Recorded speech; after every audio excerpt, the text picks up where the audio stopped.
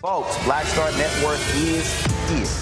Hold no punches! I'm real revolutionary right now. Black power. Support this man, Black Media. He makes sure that our stories are told.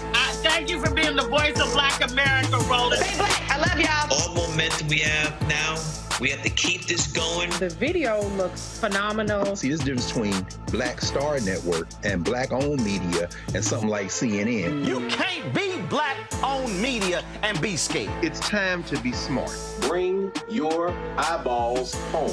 You dig?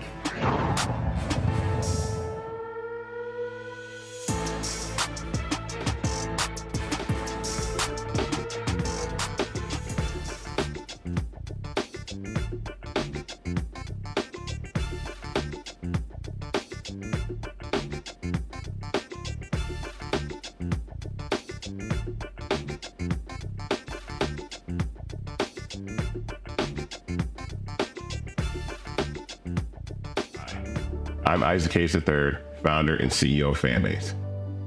Fanbase is a free-to-download, free-to-use, next-generation social media platform that allows anyone to have followers and subscribers on the same page.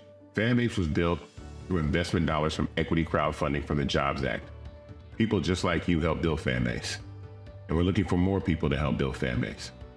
We are currently raising $17 million in a Regulation A crowdfund on Start Engine. We've already crossed $2.1 million, but we're looking to raise more capital from people just like you that deserve the opportunity to invest in early stage startups without having to be accredited investors. So right now, I'd like you to go to startengine.com/fanbase and invest. The minimum to invest is $399. That gets you 60 shares of stock in Fanbase right now, today. And then use Fanbase to connect with friends, grow your audience, and be you without limits.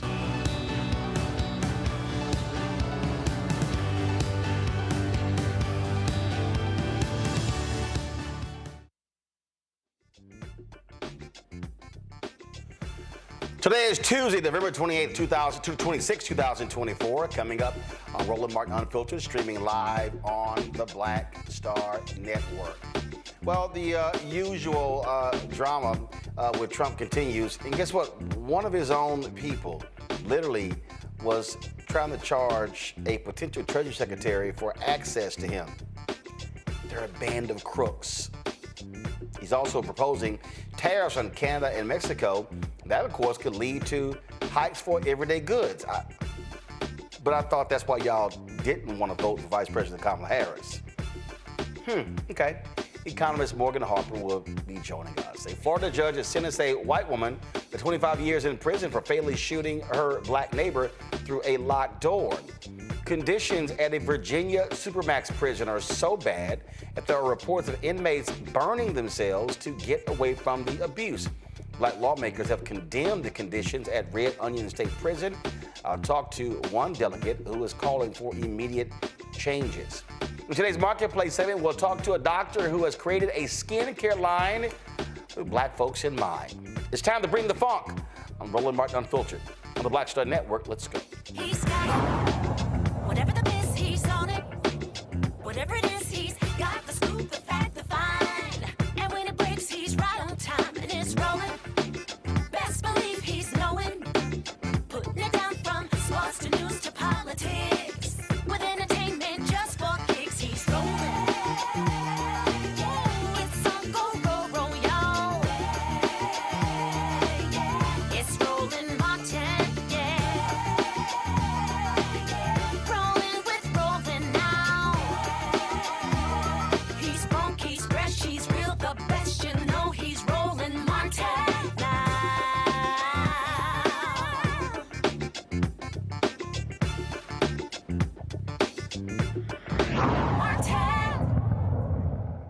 Folks, Donald Trump's promise to massively increase tariffs on goods from Mexico and Canada, as well as China, trust me, will impact your pockets.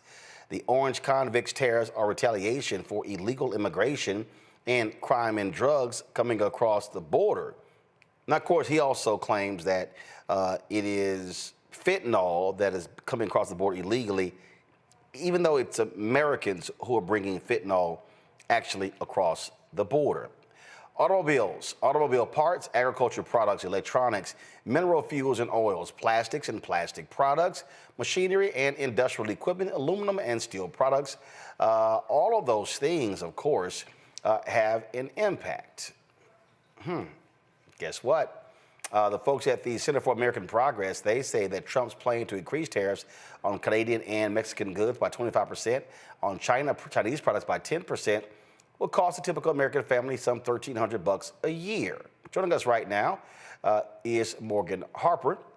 Morgan, of course, is with the American Economic Liberties Project, joining us from Columbus, Ohio. So, with all these folks, Morgan, who voted for populism, they were angry with Biden and Harris when it came to inflation. They said that gas was too high and food was too high and all these things were too high.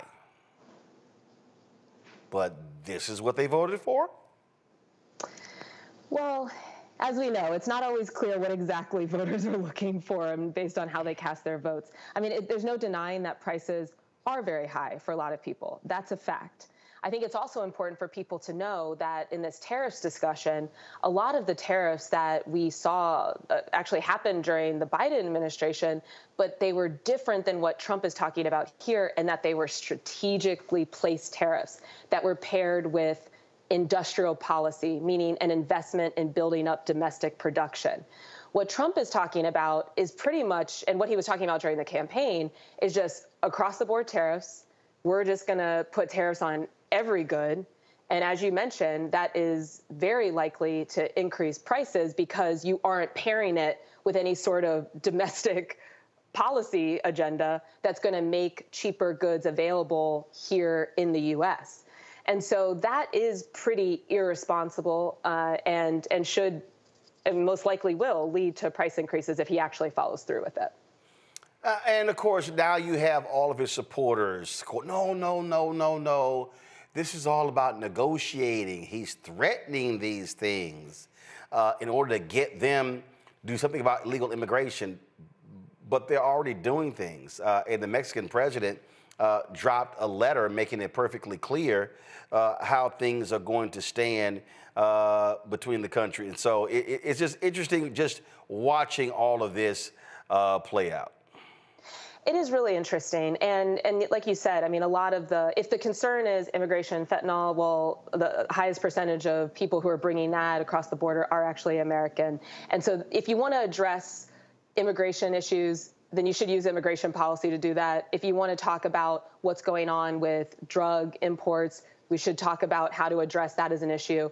But bringing tariffs as a tool into trying to solve problems that have nothing to do with trade policy is pretty wild suggestions, and again likely to have some detrimental impacts on all of us as consumers. I would also note a couple of other developments that we've seen over the last few days and weeks since the election with the transition. I mean, one, the person that Donald Trump is recommending and nominating to lead the Commerce Department, to be the Secretary of Commerce, he's not just nominating that person to lead Secretary of Commerce, he's actually going to combine that position, or suggesting to combine that position with the responsibility that traditionally would fall with the U.S. Trade Representative, which is an office within the Commerce Department, but usually a different person.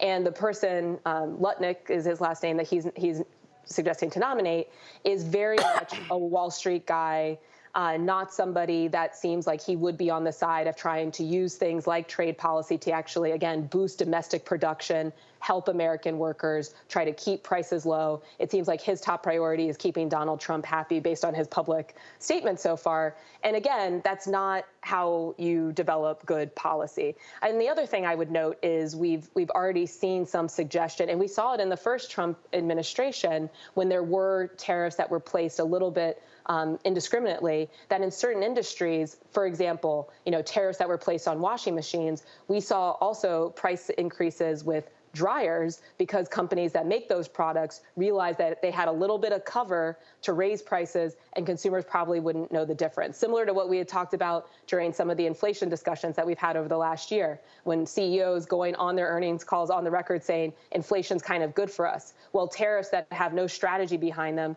that are just going to generally increase prices for a lot of goods, create an opportunity for corporations that just want to price gouge and raise prices, even if they aren't subject to a particular tariff, to do that, and counting on the American consumer to not know the difference. And also they know that, based on the signals we're seeing so far, that the government's unlikely to do anything about it. So these are all really troubling developments in a very short period of time. Again, we'll just have to see what actually gets implemented.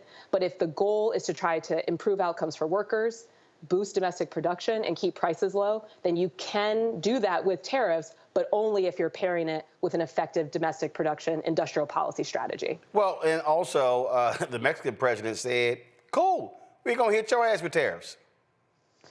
Right. So you're, likely leading to some retaliation, which also can have price impacts. So it's a bit of a mess if you're not really going to engage in the necessary negotiations and again, with a real plan of why you're using a tariff. Tariff can be an effective tool, but not if you're just using it as some kind of political ploy and to kind of assert yourself without any real plan. That is going to have really bad outcomes for workers and all of us in our pocketbooks. And let's just hope that we don't see the follow through. Well, here's a perfect example. One of these Trump folks, you can go to my iPad, he goes, it's very simple. 84% of Mexico's exports go to the U.S. 77% of Canada's exports go to the U.S. Trump has more leverage and he knows it. Okay, Morgan, let me just be clear. So, exports to the U.S., meaning products in Mexico going to the U.S. Tariffs on those goods are not going to impact Mexico. Tariffs on those goods will be paid by Americans who are buying those products. Yes, and I think another thing to keep in mind is just because you're putting a tariff on a particular country, it doesn't mean that then they're going to move production back to the U.S. automatically.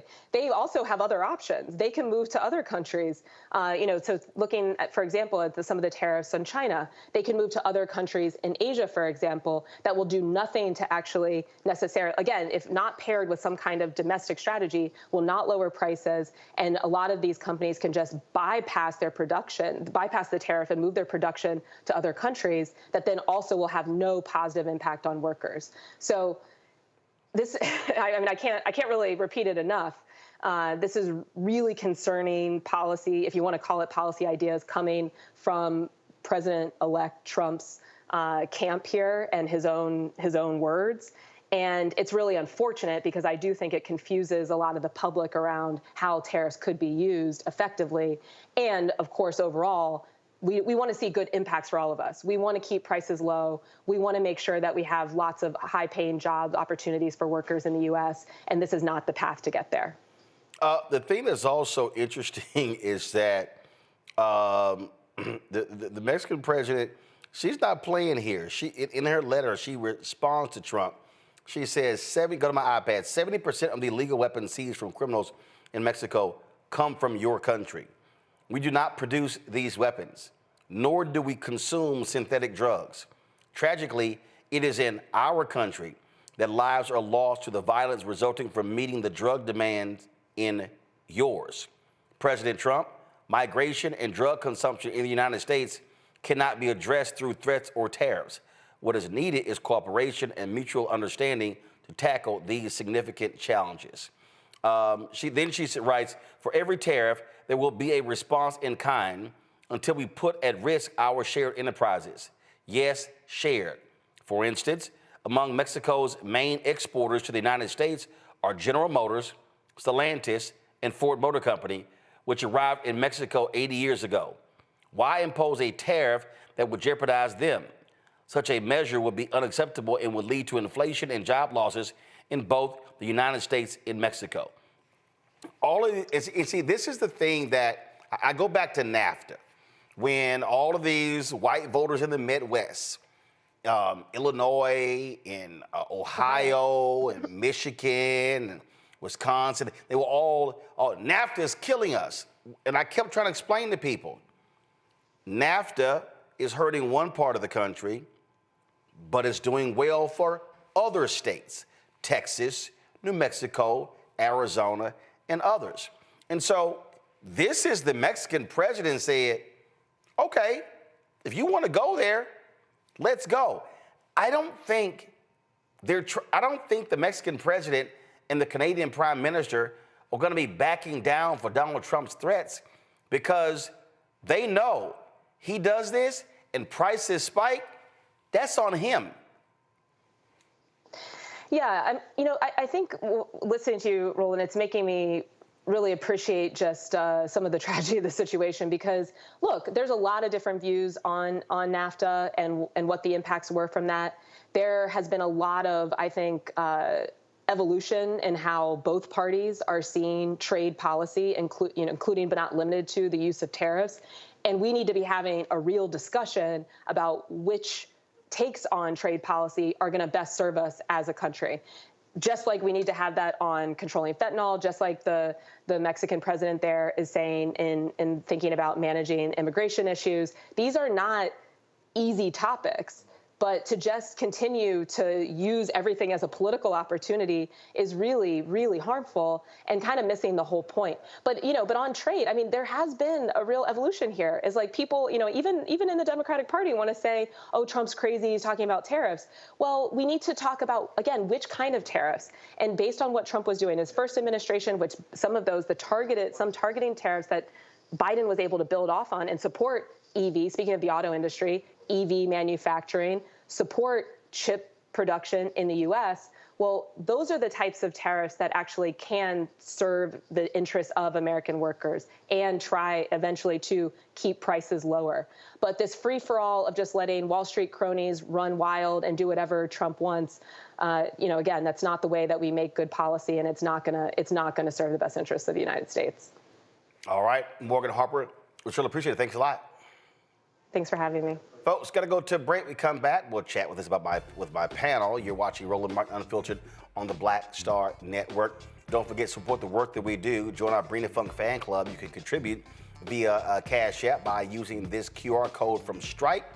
Simply click Cash App and then make your donation. You can also send your check and money order to P.O. Box 57196, Washington, D.C. 20037-0196. PayPal is R Martin Unfiltered. Venmo is RM Unfiltered. Zelle, Roland at RolandSMartin.com. Roland at RolandMartinUnfiltered.com. Don't forget, download the Black Star Network app, Apple phone, Android phone, Apple TV, Android TV, Roku, Amazon Fire TV, Xbox One, Samsung Smart TV. Also, be sure to get a copy of my book, White Fear, How the Browning of America is Making White Folks Lose Their Minds, available at bookstores nationwide. Also, be sure to get your merchandise, Roland Martin Unfiltered merchandise, including our new shirt. Don't blame me. I voted for the black woman. Go to RolandMartin. First of all, you can go to BlackStarNetwork.com, go to RolandSMartin.com, or you can go directly to RolandMartin.creator-spring.com. And of course, we want you to participate with Fanbase. Of course, the goal is to support this black-owned social media app. You can be an owner. You can get an equity stake. Get more information, go to startengine.com/fanbase. Startengine.com/fanbase. Download the app, but also invest in the app, and that's where you can get it. Back in a moment. Hatred on the streets, a horrific scene, a white nationalist rally that descended into deadly violence. White people are losing their damn minds. As an angry pro-Trump mob storms the U.S. Capitol, we've seen shooting. We're about to see the rise of what I call white minority resistance. We have seen white folks in this country who simply cannot tolerate black folks voting. I think what we're seeing is the inevitable result of violent denial. This is part of American history. Every time that people of color have made progress, whether real or symbolic, there has been what Carol Anderson at Emory University calls white rage as a backlash. This is the rise of the Proud Boys and the Boogaloo Boys. America, there's going to be more of this. Here's all the Proud Boys, Dave. This country is getting increasingly racist in its behaviors and its attitudes because of the fear of white people. The fear that they're taking our jobs, they're taking our resources, they're taking our women. This is white fear.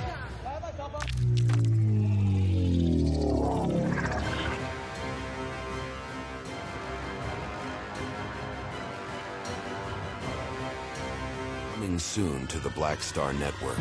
I had been trying to get a record deal for a long time. You know, when I finally got signed to the Motown record label in 2003, I was 34, 35 years old. And up until that time, I had been trying to get record deals the traditional way. You know, you record your demo, you record your music, and you send it, you know, to the record labels, or maybe somebody, a friend of a friend, knows somebody that works for, you know, the record label. And really, chemistry was, that was my last-ditch effort at being in the music business. How long have you been trying? I've been trying since I was a teenager. Wow. You know? And you know. And I'm grateful that it didn't. I'm grateful that it happened when it happened, because I wasn't prepared, you know, as a teenager to embrace all that comes with a career in the music industry.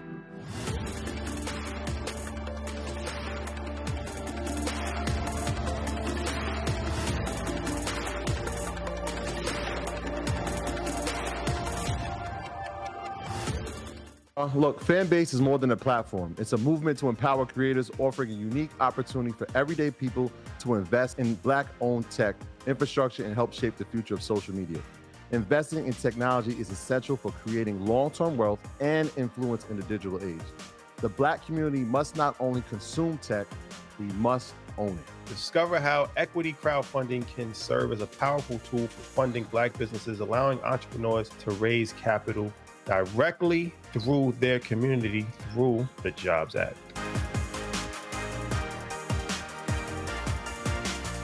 What's up, everybody? It's your girl, Latasha from the A. And you're watching Roland Martin Unfiltered. All right, folks, let's welcome our panel. Dr. Mustafa Santiago Ali, former senior advisor for environmental justice at the EPA. Joining us from D.C., Randy Bryant, DEI disruptor. Joining us from D.C., Joe Richardson, civil rights attorney. Joining us from Los Angeles. Mustafa, I'll start with you. It is, I'm telling you, listen, y'all might as well get used to hearing Scarface's No Tears, because I'm going to be playing that a lot over the next 4 years. Donald Trump slaps these tariffs on these goods, and all of these people who are whining about prices under Biden-Harris, who are whining about inflation, who are whining about paying too much, I'm just going to sit here and say, what did the homeboy say? It's above me now.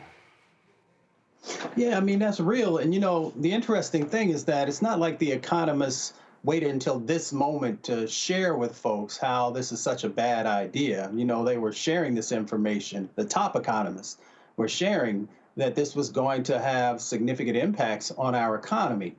And, you know, the question always is that, you know, we know billionaires and millionaires, they are never going to be impacted. They're not worried about how much the light bill costs of putting food on the table. But for everyday folks, you have to ask the question, how is this going to impact you? And in a sense, folks, when they voted, said that they cared about the prices of food. It's a curious matter because we know that these tariffs, which are really taxes, are going to increase the things that you said that you cared about, you know, whether it is bread or milk or eggs, those different types of things, then the price is going to go up. The other part of it is, you know, we also talk about the gas was too high. Well, we know that these tariffs also, economists have said, can add an additional 25 to 75 cents in a minimum way to what you're already paying. Of course, you know, the price of gas can even go up even higher. So the question becomes, moving outside of sort of looking at these issues in a vacuum, the other things that this Trump administration is talking about. So if you know that the prices of foods are already significantly higher, and then this will raise that price, and they also have said that the climate crisis, that they're no longer going to work on that. So we know that that will also increase the price of food. And we also know that they said they're going to round up a whole bunch of people who are in the agricultural industry and send them back home. So then once again, that's going to raise the price of food. So tariffs have a significant impact, and they also have ripples to all these other sets of actions that they said that they're going to do. It is, again, just surprising watching these people. And what they forget, Randy, they forget Trump did these tariffs when he was last there. And guess what? He destroyed soybean and other farms. The American taxpayers had to spend $25 billion in subsidies called welfare, to help them because of the tariffs. China didn't pay that. Americans did. Right. But when it comes to Trump, what I have found is that people have very short memories. I mean, when he left office, he had the ratings, the lowest ratings of any president ever. But people didn't remember that when they put him in office again. And so, again, just like you're saying, they have forgotten the tariffs he had before and what the effect was then. Also, I believe because he talks so much trash, right? That we have a leader that you don't know when he's bluffing or when he's serious, which certainly is not a good form of leadership. Because when he first came out, he said that he was talking about 60% tariffs in China. And he's now backing away from that very slowly. So, no one even knows when he's speaking the truth about what he's going to do or when he's just talking a big game. And then lastly, yes, I mean, you talk about we have this idea that America, and people who voted for Trump have this idea that America is the big and the best, and nobody can challenge us, and we can do whatever we want, and that we can just bully people into doing what we want to do. And I like how the president of Mexico came back and said, wait a minute, Shorty, wait a minute, let's look at this a little bit. I mean, and how it would affect us, But unfortunately, it seems like the people who voted for Trump don't look at facts. I mean, they don't look at the fact that we get like almost 35% of our produce from Mexico and Canada. So if there are tariffs on that, that's gonna hurt us in some form or fashion. We're gonna feel it. And even if we don't feel it where you're paying more, I promise you that restaurants, those food service, those things that we like, we're gonna be getting less. So all of a sudden, I don't know what a Big Mac has on it. When it doesn't have tomato and lettuce on it, but they're charging the same prices, that's why. Oh, listen, Joe, again, for all these people, they kept blaming all of these things on President Biden, Vice President Harris. Guess what? This is what y'all voted for. So don't come back with buyer's remorse, because y'all fell for the okie doke and the lies. And he was lying to you. But they said, oh, we'll ignore the lies from the serial liar. Yeah, and, they're going to get you coming in and they're going to get you going out.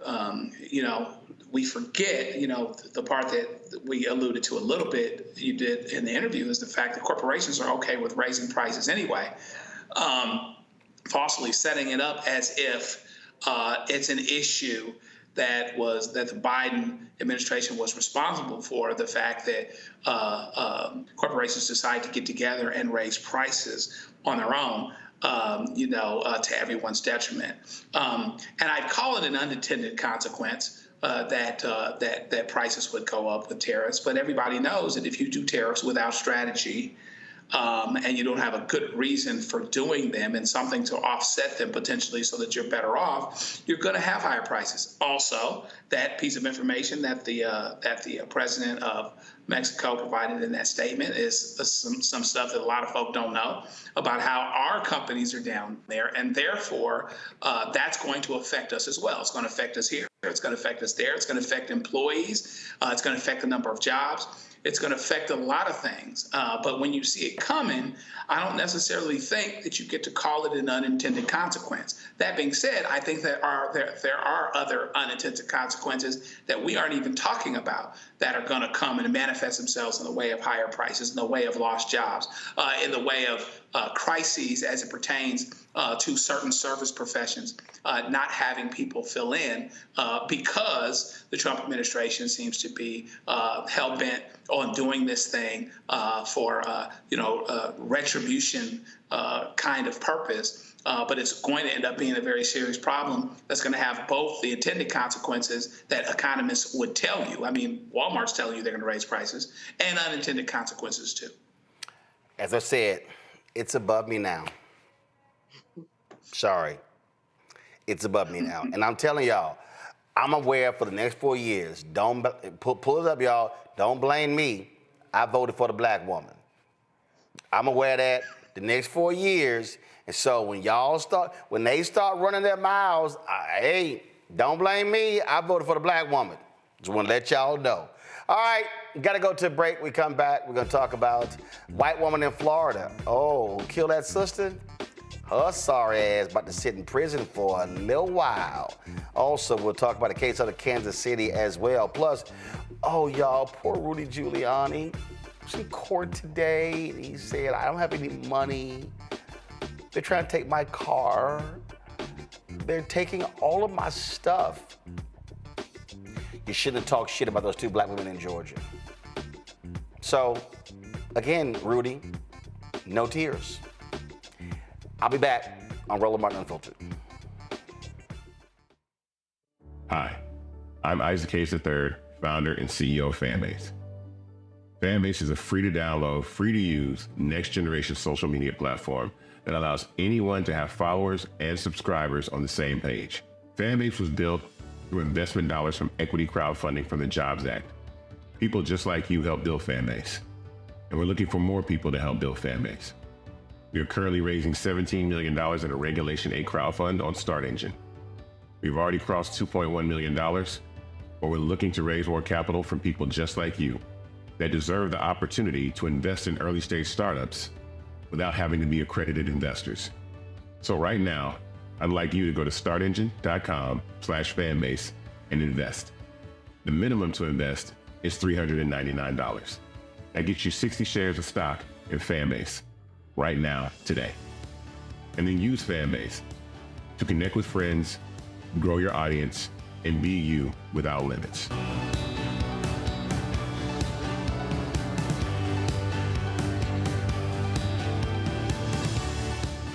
I'm Dr. Jackie Hood Martin, and I have a question for you. Ever feel as if your life is teetering and the weight and pressure of the world is consistently on your shoulders? Well, let me tell you, living a balanced life isn't easy. Join me each Tuesday on Black Star Network for A Balanced Life with Dr. Jackie. We'll laugh together, cry together, pull ourselves together, and cheer each other on. So join me for new shows each Tuesday on Black Star Network, A Balanced Life with Dr. Jackie. Coming soon to the Black Star Network. I had been trying to get a record deal for a long time. You know, when I finally got signed to the Motown record label in 2003, I was 34, 35 years old. And up until that time, I had been trying to get record deals the traditional way. You know, you record your demo, you record your music, and you send it, you know, to the record labels, or maybe somebody, a friend of a friend, knows somebody that works for, you know, the record label. And really, chemistry was my last-ditch effort at being in the music business. How long have you been trying? I've been trying since I was a teenager. Wow. And you know, and I'm grateful that it didn't. I'm grateful that it happened when it happened, because I wasn't prepared, you know, as a teenager to embrace all that comes with a career in the music industry.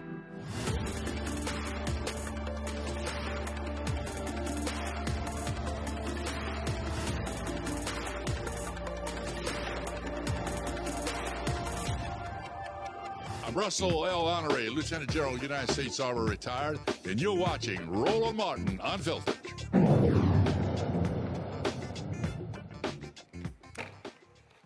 The white Florida woman who fatally shot her black neighbor through a closed door in June of 2023, about to sit her ass in prison for the next 25 years. Here's what the judge said right before announcing Susan Lorenz's sentence of first-degree felony manslaughter for killing Ajike A.J. Owens. I'm primarily looking at the harm inflicted upon not only the victim, who of course lost her life, but her family. She has 4 children, all of whom were present during the offense or somewhere in the general vicinity, or at least home. It certainly will have a traumatic impact on their lives for the rest of their lives. They'll live their whole lives without their mother, which I think is a very significant harm inflicted upon them by Ms. Lawrence. When I look at the nature of the offense, you know, I find that the shooting was completely unnecessary in this case. Ms. Lawrence was behind the door was locked. She had already called law enforcement. They were en route. She knew they were en route. She was in a relatively safe position. some reason she went into her room and found a gun. She could have stayed in the room and put another locked door between her and Miss Owens, but she came back out, put herself in front of the door, and at the time she fired the gun through the door, she was safe. Miss Owens was simply, although she was clearly banging loudly and was probably very angry over the whole situation, it appears to be she was mostly demanding that Miss Lawrence come outside, which would indicate she had no indication of coming inside the house. So when Miss Lawrence fired the gun through the door, she did so knowing a person was directly on the other side of the door. And she knew that person wasn't a burglar, she wasn't a robber, she wasn't a rapist. She knew she was probably upset about the interaction with the kids, but she had arguments with her before, and no real harm came other than, I guess, a sign was thrown at her, a paper sign. And that's when she decided to shoot. I find that the shooting, when I listened to every aspect of the trial and every aspect of sentencing here, you know, it's the facts don't rise to a murder charge, but they are very aggravated manslaughter. Because this case, the shooting was based, I find, more on anger than fear. I think that's pretty well established in this case. So when I weigh it out, and believe me, I find that, you know, she's a victim of child sex abuse was a significant mitigating factor. And she has no criminal record, which is also a significant factor. However, we also have a tremendous harm inflicted upon this family and the victim's family. So what I'm going to do in this case is she being adjudicated guilty of manslaughter with a firearm, and order to serve 25 years in the Department of Corrections. With credit for 538 days, $100 cost of prosecution, $100 fine, court cost. Good luck to you, ma'am. You have 30 days to appeal. Again, Lorenz shot Owens, a black mother of four, in the presence of her now 10-year-old son after Owens went to speak with Lorenz following a dispute over Owens' children playing near her home. Her defense team argued that she acted in self-defense because she feared for her life, but she shot an unarmed Owens through a locked door. I don't want to see no white woman tears, Randy. The bottom line is this woman was hateful and despicable. And I'll be honest, I hope she get her ass whooped every day in prison. I would not cry her one tear if that's what happened. She deserves whatever happens to her. Quite frankly, the fact that she killed that woman, a mother of 3 children, in front of one of the kids and near the other 2 children, and then never really showed remorse. You saw even during the sentencing, she's trying to deny and trying to actually suggest that she was scared. How are you scared behind a closed, locked door? And there was another door she could have closed, they said, to even make her safer. So it's just disgusting. She is pure evil. No other way to look at it. Pure evil. And she can sit there, Joe, all she wants to do, shaking her head. She did not have to do this. This was on her, so she can go to hell. Yeah, she had no reasonable belief that she was in danger of serious bodily injury or death. That's the fact of the matter. There's one door closed. She could have closed another door. Police were called and on the way, and she had dealt with her before. And because she dealt with her before and she survived, as it were, doesn't sound like there were physical altercations or any of those types of things. There's a lot of yelling and screaming. She did not have good reason to believe that she needed to shoot through a door, because among other things, that could have shot anybody. You know, that could have harmed anybody. That could have harmed that child physically, in addition to the mental harm that that child and that child's siblings will have to live with for the rest of their lives. So this judge was very measured, and he gave her 25 years, even with the mitigating factors. And that's what he should have done. The fact of the matter is she could theoretically still get out of jail at some point. And some of us might not think that's a good look. But it was justice. It was the right decision by the trier of fact that she was guilty because there was more anger than there was fear. And we need to all be reminded, listen, when you black, white, you got a red tail, you polka dot, whatever you got cracking, you need to make sure that you don't let your hate and your dislike take you to a place that you don't need to be. She is Exhibit 1. Right. Her ass was pure evil, Mustafa. Simple as that. And she deserved everything that she gets. Everything. All 25 years. And again, if she get her ass whooped in prison, I really don't care. You know, there's that old adage, don't do the crime if you don't want to do the time. She made a choice. She made a choice to go back into whatever the back room was to get her weapon. She made a choice to pull the trigger. And with that choice, there are repercussions. The repercussions, of course, are those poor little children no longer have their mother, but also now this individual will spend the next possibly 25 years in prison. And it also speaks to the greater set of challenges that we have in this country when we've got over 400 million guns. So there's a whole bunch of people who have guns who just don't have the mental capacity to actually be able to deal with what they bring. So, you know, she got the time, she did the crime, and we move forward. Indeed. Folks, let's talk about Independence, Missouri, where police officers were responded to a domestic disturbance call. By the time they left, a mother and her infant daughter were dead, killed by those called to help. The community and family want to know why officers shot 34-year-old Maria Pike and her daughter, 2-month-old Destiny Hope, who was in her mother's arms. The Kansas City Defender has filed this case. In an article, in this article, the infant's father, Michael Holder, who was present during the incident, said, "They shot my baby." Holder said, his voice shaking with grief and fury, "It looked like her head exploded.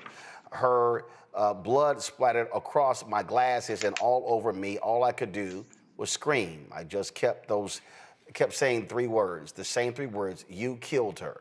I was screaming it over and over."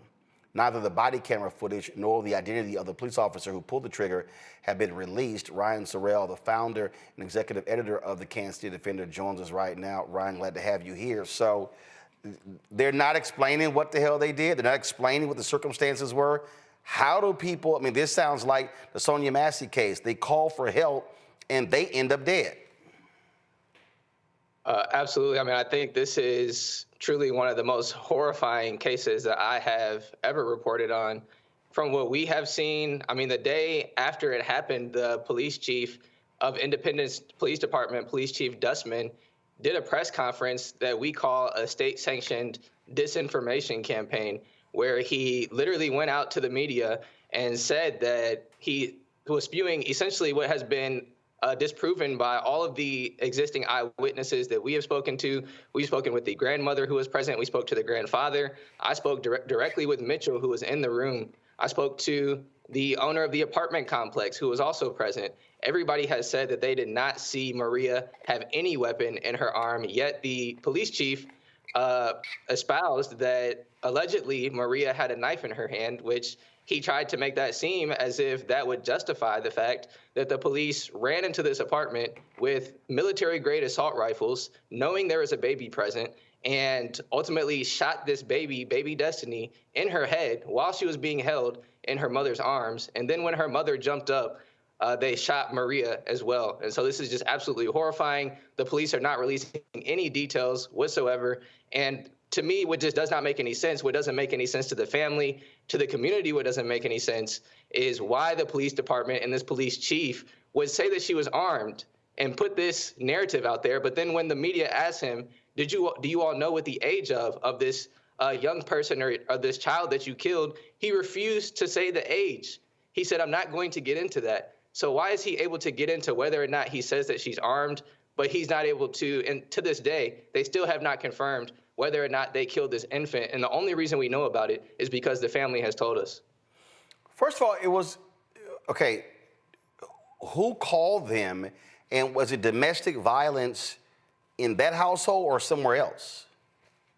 Correct. Yes, it was so it pretty much all started when the grandmother, which is Mitchell. Mitchell is the father of baby Destiny, and Mitchell's mother, so the grandmother, was assaulted by Maria. Maria is the mother of baby Destiny. And so the grandmother goes outside, she calls the police, and she wants to press charges against Maria. And the police arrive, and they ask the grandmother, they say, are there any weapons present upstairs? And the grandmother says, no, there are not any weapons present upstairs. All I want her to do is be arrested for assault. And then she also tells the police there is a baby upstairs. So she warns them that there is an infant inside of the apartment building. And then the police go upstairs. They actually go into the wrong apartment. They go into someone else's apartment. And I spoke directly to this person named Bug. And they busted into Bug's apartment. So they go into the wrong apartment with these assault weapons. Once again, they point them directly at Bug. They're screaming at Bug, saying, what did you do with my officer? Where is my officer? And Bug is screaming back at them, you have the wrong apartment. And this goes on for about 30 seconds until they finally realize they're in the wrong apartment, and they just run out. They don't apologize or anything. They run out, and they go to supposedly what is the correct apartment. And Mitchell, I spoke directly with Mitchell as well, who's the father of Destiny. And Mitchell says that he asked the police, can they talk outside the door? Because he didn't want the police to come inside of his apartment with their guns out like that. And despite his pleas for the police to stay outside of his door, they barged into the door, and that's when the altercation happened. Well, we certainly would love to get more information. And as usual, when they don't release body cam footage, when they don't release your name and don't release details, that means the cops screwed up. That's exactly what it means. So, all right, then. We certainly appreciate it, Ryan. Thanks a lot. Folks, going to a break. We come back. Oh, Rudy Giuliani, y'all. He is crying. He just doesn't know what to do because they're taking all of his money. Well, that's what happens when you absolutely lie on Black Georgia workers. And then you keep defaming them. And then you keep defaming them. And then you keep defaming them. So, shut up. Folks, support our work. Join the Brina Funk Fan Club. If you want to give via Cash App, do so via Stripe and this QR code. You can use it right here. Also, send your check and money order to P.O. Box 57196, Washington, D.C. 20037 -0196. Of course, PayPal, R. Martin Unfiltered. Venmo is RM Unfiltered. Zelle, Roland at RolandSMartin.com. Roland at RolandMartinUnfiltered.com. We'll be right back.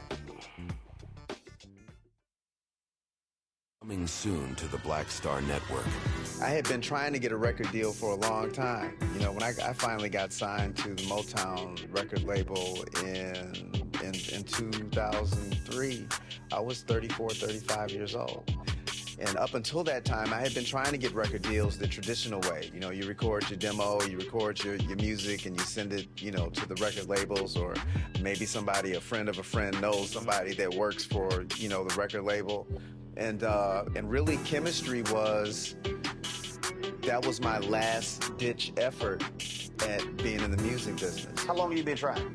I've been trying since I was a teenager. Wow.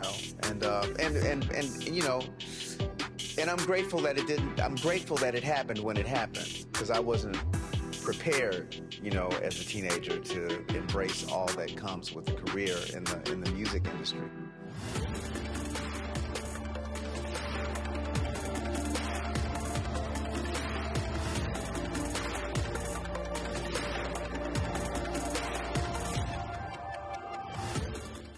Y'all, look, Fanbase is more than a platform. It's a movement to empower creators, offering a unique opportunity for everyday people to invest in Black-owned tech, infrastructure, and help shape the future of social media. Investing in technology is essential for creating long-term wealth and influence in the digital age. The Black community must not only consume tech, we must own it. Discover how equity crowdfunding can serve as a powerful tool for funding Black businesses, allowing entrepreneurs to raise capital directly through their community through the Jobs Act.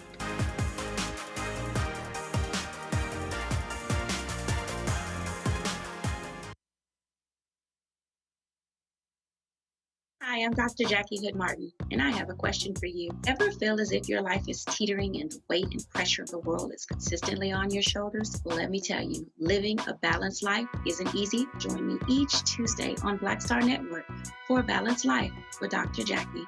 We'll laugh together, cry together, pull ourselves together, and cheer each other on. So join me for new shows each Tuesday on Black Star Network, A Balanced Life with Dr. Jackie.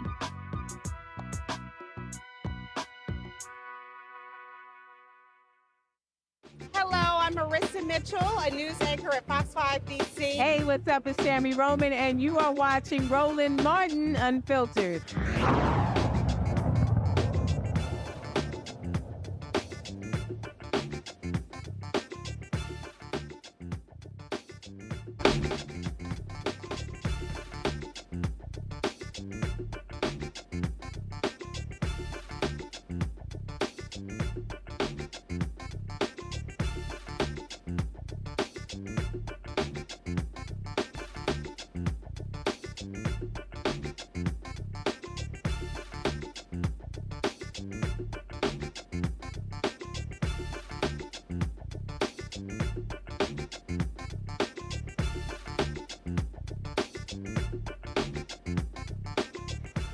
Well, folks, there was a hearing today, and let's just say Rudy Giuliani was not happy at all. Now, you know, he's got to pay a massive judgment to two black poll workers in Georgia because he kept defaming them in the 2020 election. And Rudy ain't too happy, y'all. And the judge was kicking his ass today saying, where's the title for your Mercedes-Benz? And then he goes outside of court, and y'all, and listen to this. If y'all want to see white tears, check this out. Reality is, I have no cash. It's all tied up. So right now, if I wanted to call a taxi cab, I can't do it. I don't have a credit card. I don't have a checking account. I have no place I can go take cash out except a little bit that I saved, and it's getting down to almost nothing. I have a business. I can do business expenses, but I'm very careful about that because God forbid I should make a mistake between a personal and a business expense. Unlike Hunter Biden, I go to jail right away. Oh, really? So you think that that's going to work? Y'all, he started going at the judge. The judge was like, sit your ass down. Joe, no tears. Rudy Giuliani continually defamed these sisters, and now he's pissed because they snatching everything. His son, my dad's going to have to give up his World Series collections. Yes, bring that shit here. Oh, but his collection of watches, come on, bring that here. They taking everything, sell everything. Yo, leave his ass butt naked. Sell his suits, sell his shoes, sell everything.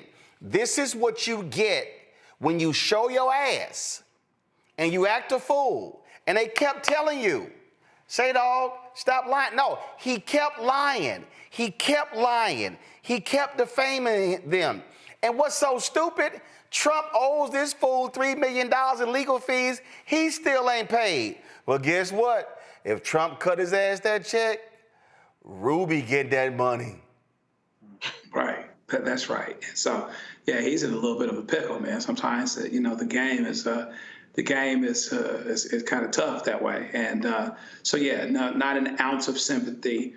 I don't know, maybe he thought he was Donald Trump or something, but at the end of the day, he got rolled up pretty good, and he doesn't deserve any sympathy. And really, you know, a lot of his family isn't really with him like that either.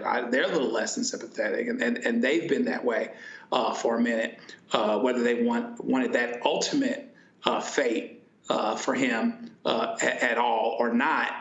It was really out of their hands because this is a cause and effect. This is something that he did that, as my people would say, he ain't had no business doing, okay? Got busted on it and has an incredible judgment that he doesn't have the ability to pay, or at the least it starts with his possessions. And that's how it goes when you get yourself in so much trouble that you get a judgment that you can't cover. So I don't have an ounce of sympathy for him, and I hope they continue to juice him like a sunkiss. He's sitting here whining, Mustafa, because today's hearing is about setting a date for a January trial. And the judge jammed up saying, yo, man, why you in turning 1980 Mercedes over? And so he's mad. He's upset. I love this line from give me 1 second. The courtroom. I love all the different the sketch artists that took place. Yeah, let me see. Maybe I can show this to y'all. I love this here. He was so upset. This sketch artist right here just nailed it.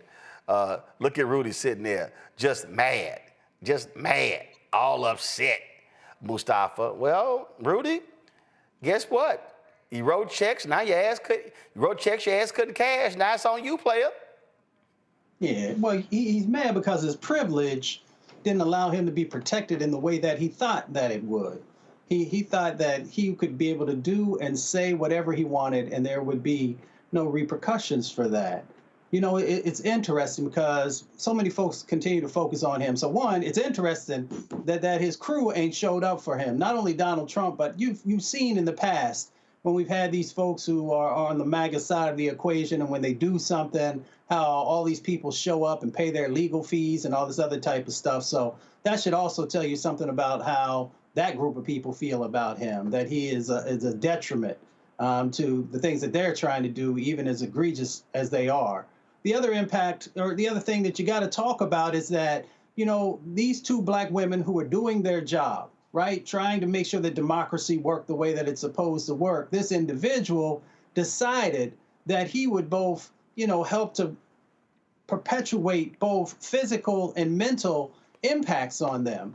And he just kept fanning the flames and kept fanning the flames and kept fanning the flames. So, they're getting death threats. They're getting all these different types of things. They can't leave their homes. And then you've got the mental health aspect of that weight that they had to continue to carry. So every dollar that they are receiving, they deserve.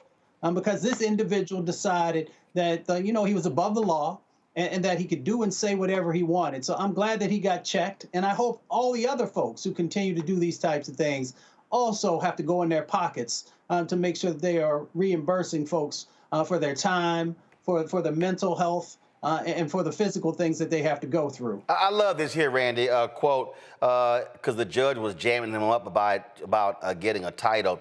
Your client is a competent person. He was the U.S. attorney in this district. The notion that he can't apply for a title certificate and then Giuliani then cuts him off. I did apply for it. What am I supposed to do? Make it up myself? Your implication that I have not been diligent about it is totally incorrect. Well, you made up stuff about the two workers. And then he cried poverty. I'm not impoverished. Everything I have is tied up. I don't have a car. I don't have a credit card. I don't have cash. And I love this sketch artist right here. Arms folded, all upset, mad, and angry. I don't know who that is. A black dude or was a white guy standing next to him. I don't know who that is. Then he claimed, first of all, he's very good at this. He claimed without providing evidence, someone had placed what he called a stop order on his Social Security account. And the judge said, I had enough of this. Judge said, next time, he's not going to be permitted to speak and the court will take action. Your client can either represent himself by counsel or appear pro se. He can't do both. And then the judge says the cars and the keys without the title is meaningless. Oh, and this is that Mercedes right here. So sorry, Rudy, you're going to suck this thing up. And then the judge denied his bid to push back a January 16th trial of whether he can hang on to some of his prized possessions. Remember, he also is appealing the case. He's been disbarred as well. And so, oh well, sorry, Randy. I have zero sympathy for that Trump suck-up. And it's very fascinating to watch someone crumble in front of us because he is so accustomed to privilege. This man is 80 years old, and for most of his life, he has gotten away with this sort of behavior because of privilege. And now he is becoming this victim in front of us, and we're supposed to feel sorry for him. I mean, I guess he expects some people to get a GoFundMe for his $148 million debt. But yeah, I think his gasket is flabbered. He just cannot believe this is happening to him. But he's getting exactly what he deserves to get. I am very proud of those two women for actually standing up and pressing charges, because a lot of people would not have.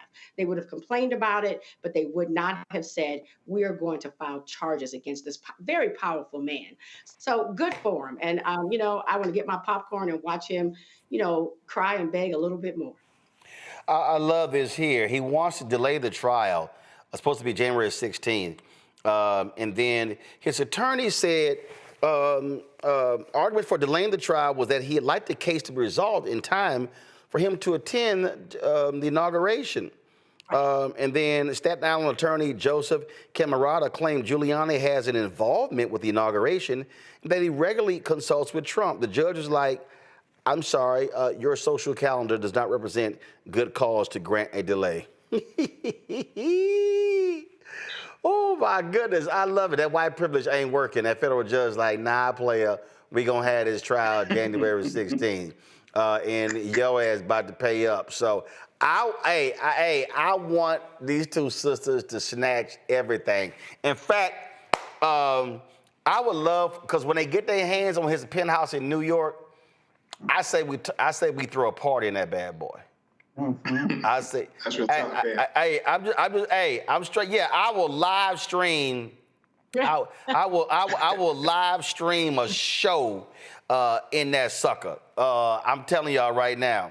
And then let's all drive around Georgia in that car. And so I take everything. Ruby and Shay, y'all hit me up. When y'all take custody of that apartment, I will do Roland Martin Unfiltered from that apartment. I'm just letting y'all know. I will happily do that. And I'll bring the DJ and everything. I'm just saying. All right, y'all. Let me go to a break. We come back. We're going to talk about just shameful conditions in a Virginia prison that has people demanding answers. So we'll talk about that. Lots more we're going to cover on the show. Also, marketplace segment. A sister out of New York, a doctor, has a new skincare product line that has black folks in mind. So we're going to break that thing down as well. Lots to discuss right here on Roland Martin Unfiltered right here on the Black Star Network. Back in a moment. Hi, I'm Isaac Hayes III, founder and CEO of Fanbase. Fanbase is a free-to-download, free-to-use, next-generation social media platform that allows anyone to have followers and subscribers on the same page. Fanbase was built through investment dollars from equity crowdfunding from the Jobs Act. People just like you helped build Fanbase, and we're looking for more people to help build Fanbase. We are currently raising $17 million in a Regulation A crowdfund on Start Engine. We've already crossed $2.1 million, but we're looking to raise more capital from people just like you that deserve the opportunity to invest in early-stage startups without having to be accredited investors. So right now, I'd like you to go to startengine.com/fanbase and invest. The minimum to invest is $399. That gets you 60 shares of stock in Fanbase right now, today. And then use Fanbase to connect with friends, grow your audience, and be you without limits.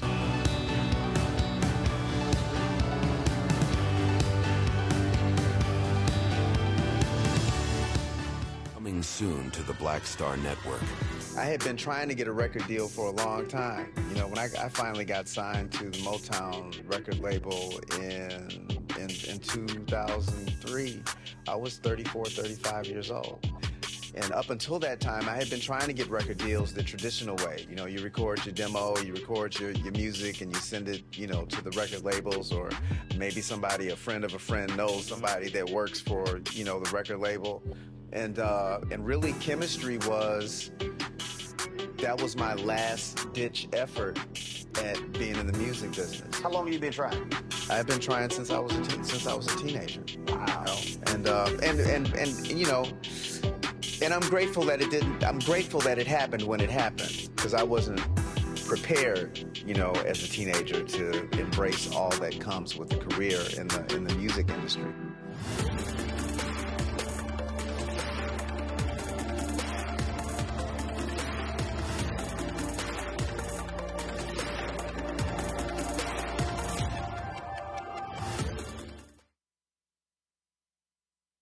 This is Reggie Rock Byford. You're watching Roland Martin, unfiltered, uncut, unplugged, and undamn believable. You hear me?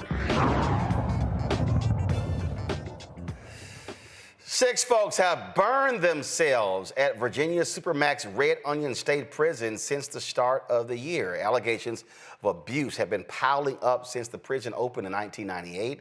The Human Rights Watch and Amnesty International have released reports citing human rights violations. More than 2/3 of its inmates are held in solitary confinement for 23 hours a day, ranging from 2 weeks to 14 years. According to a 2018 lawsuit, one man allegedly hallucinated and spoke with his dead parents while kept in solitary for more than 12 years. In another case, a man isolated for over 600 days started to speak in numbers, lost more than 30 pounds, and signed his name with a series of random letters. The DOC settled both lawsuits. Virginia's Legislative Black Caucus wrote a letter condemning the inhumane conditions at the prison. Delegate Ray Cousins joins us now from Richmond. So, first and foremost, we've seen where the Department of Justice has come in and investigated state prisons. And we just saw what they just did in Fulton County, the jail there. Have y'all called for the DOJ to come in to investigate this prison and other prisons in Virginia? So the Legislative Black Caucus has not called on the DOJ to investigate, but we are calling on the Department of Corrections, a Ombudsman office, which we established here in Virginia earlier this year to provide oversight to correctional facilities and to investigate complaints like this.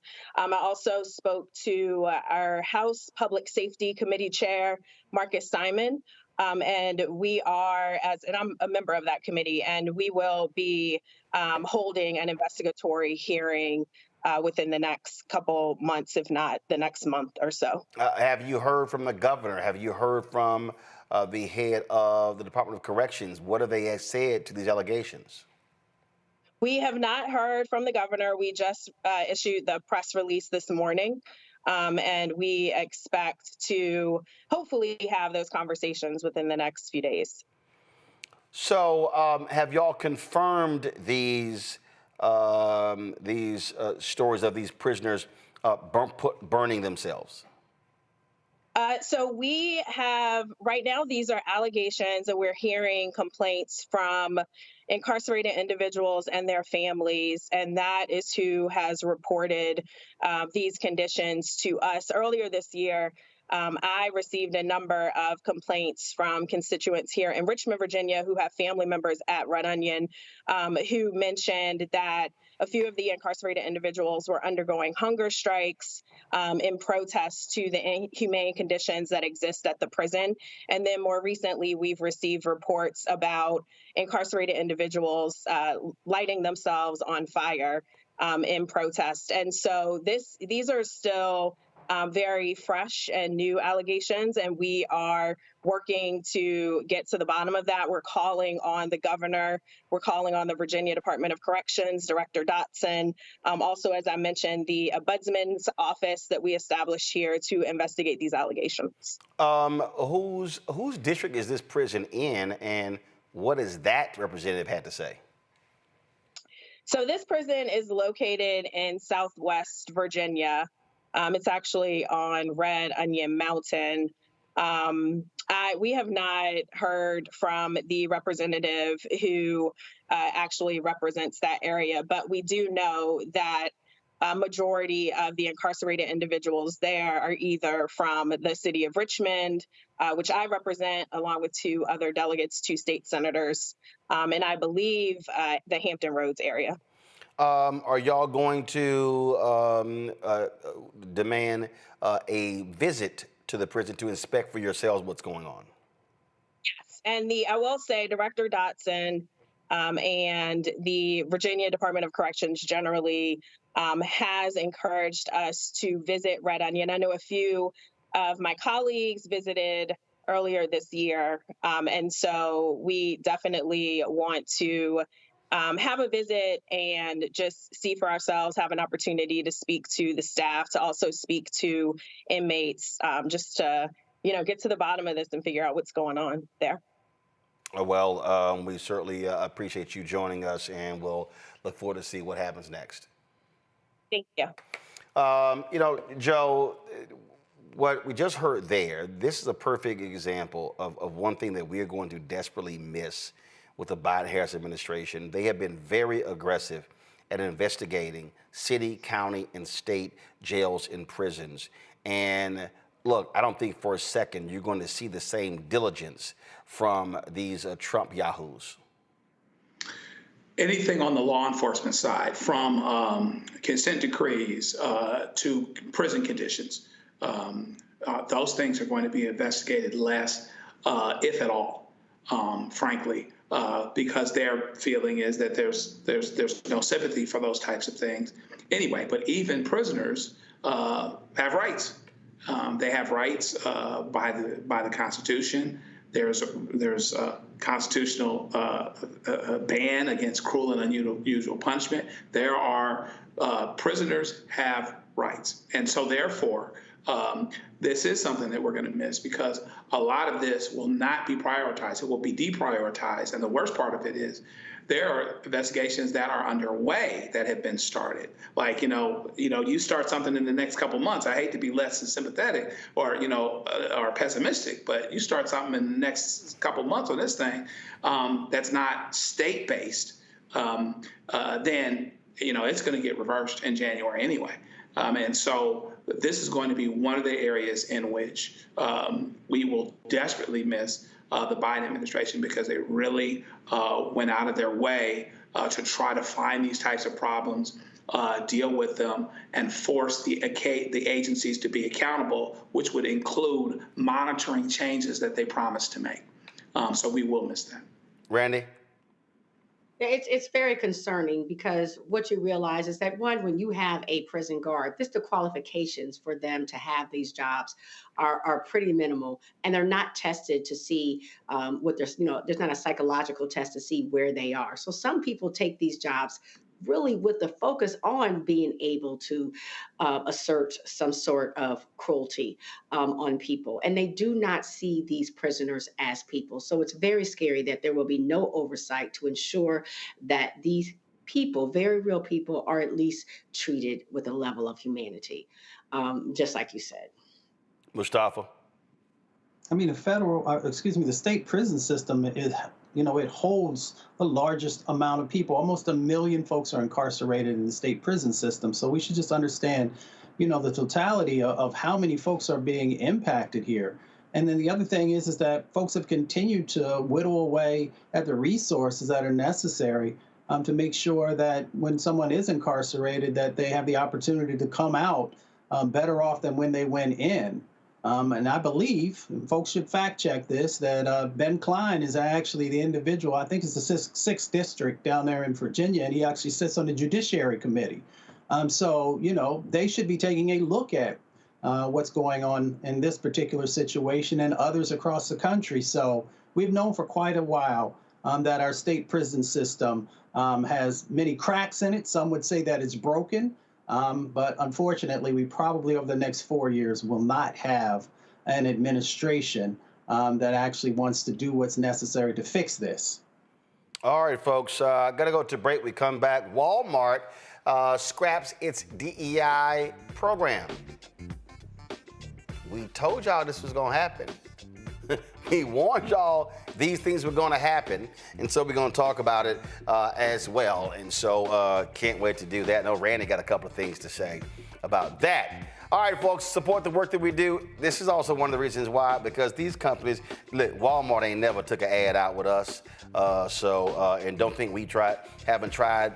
Publicis was their ad agency, and they ain't done a damn thing with us, so here you go. So, but this is how these companies are, so I guess they definitely not going to be doing anything now to say shuttering DEI. Support us, of course, via Cash App. You can give via the Stripe app. Use the QR code right there. Send your check and money order. P.O. Box 57196. Washington, D.C. 20037-0196. PayPal is R Martin Unfiltered. Venmo is RM Unfiltered. Zelle, Roland at RolandSMartin.com. Roland at RolandMartinUnfiltered.com. We'll be right back. What's up, y'all? Look, Fanbase is more than a platform. It's a movement to empower creators, offering a unique opportunity for everyday people to invest in Black-owned tech, infrastructure, and help shape the future of social media. Investing in technology is essential for creating long-term wealth and influence in the digital age.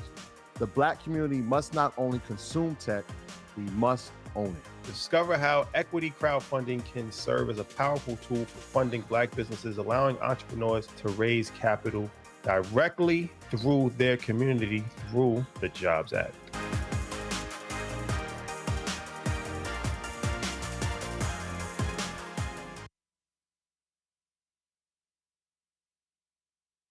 Hi, I'm Isaac Hayes III, founder and CEO of Fanbase.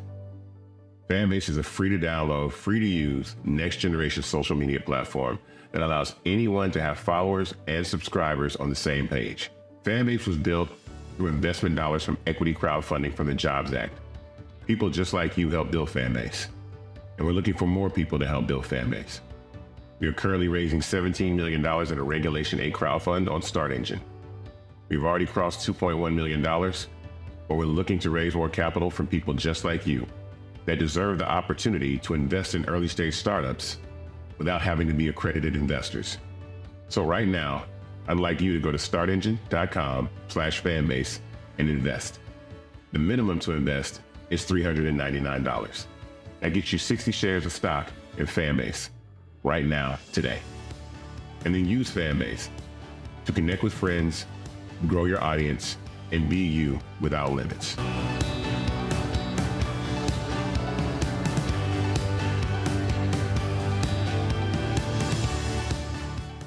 This is Tamala Mann. And this is David Mann. And you're watching Roland Martin Unfiltered.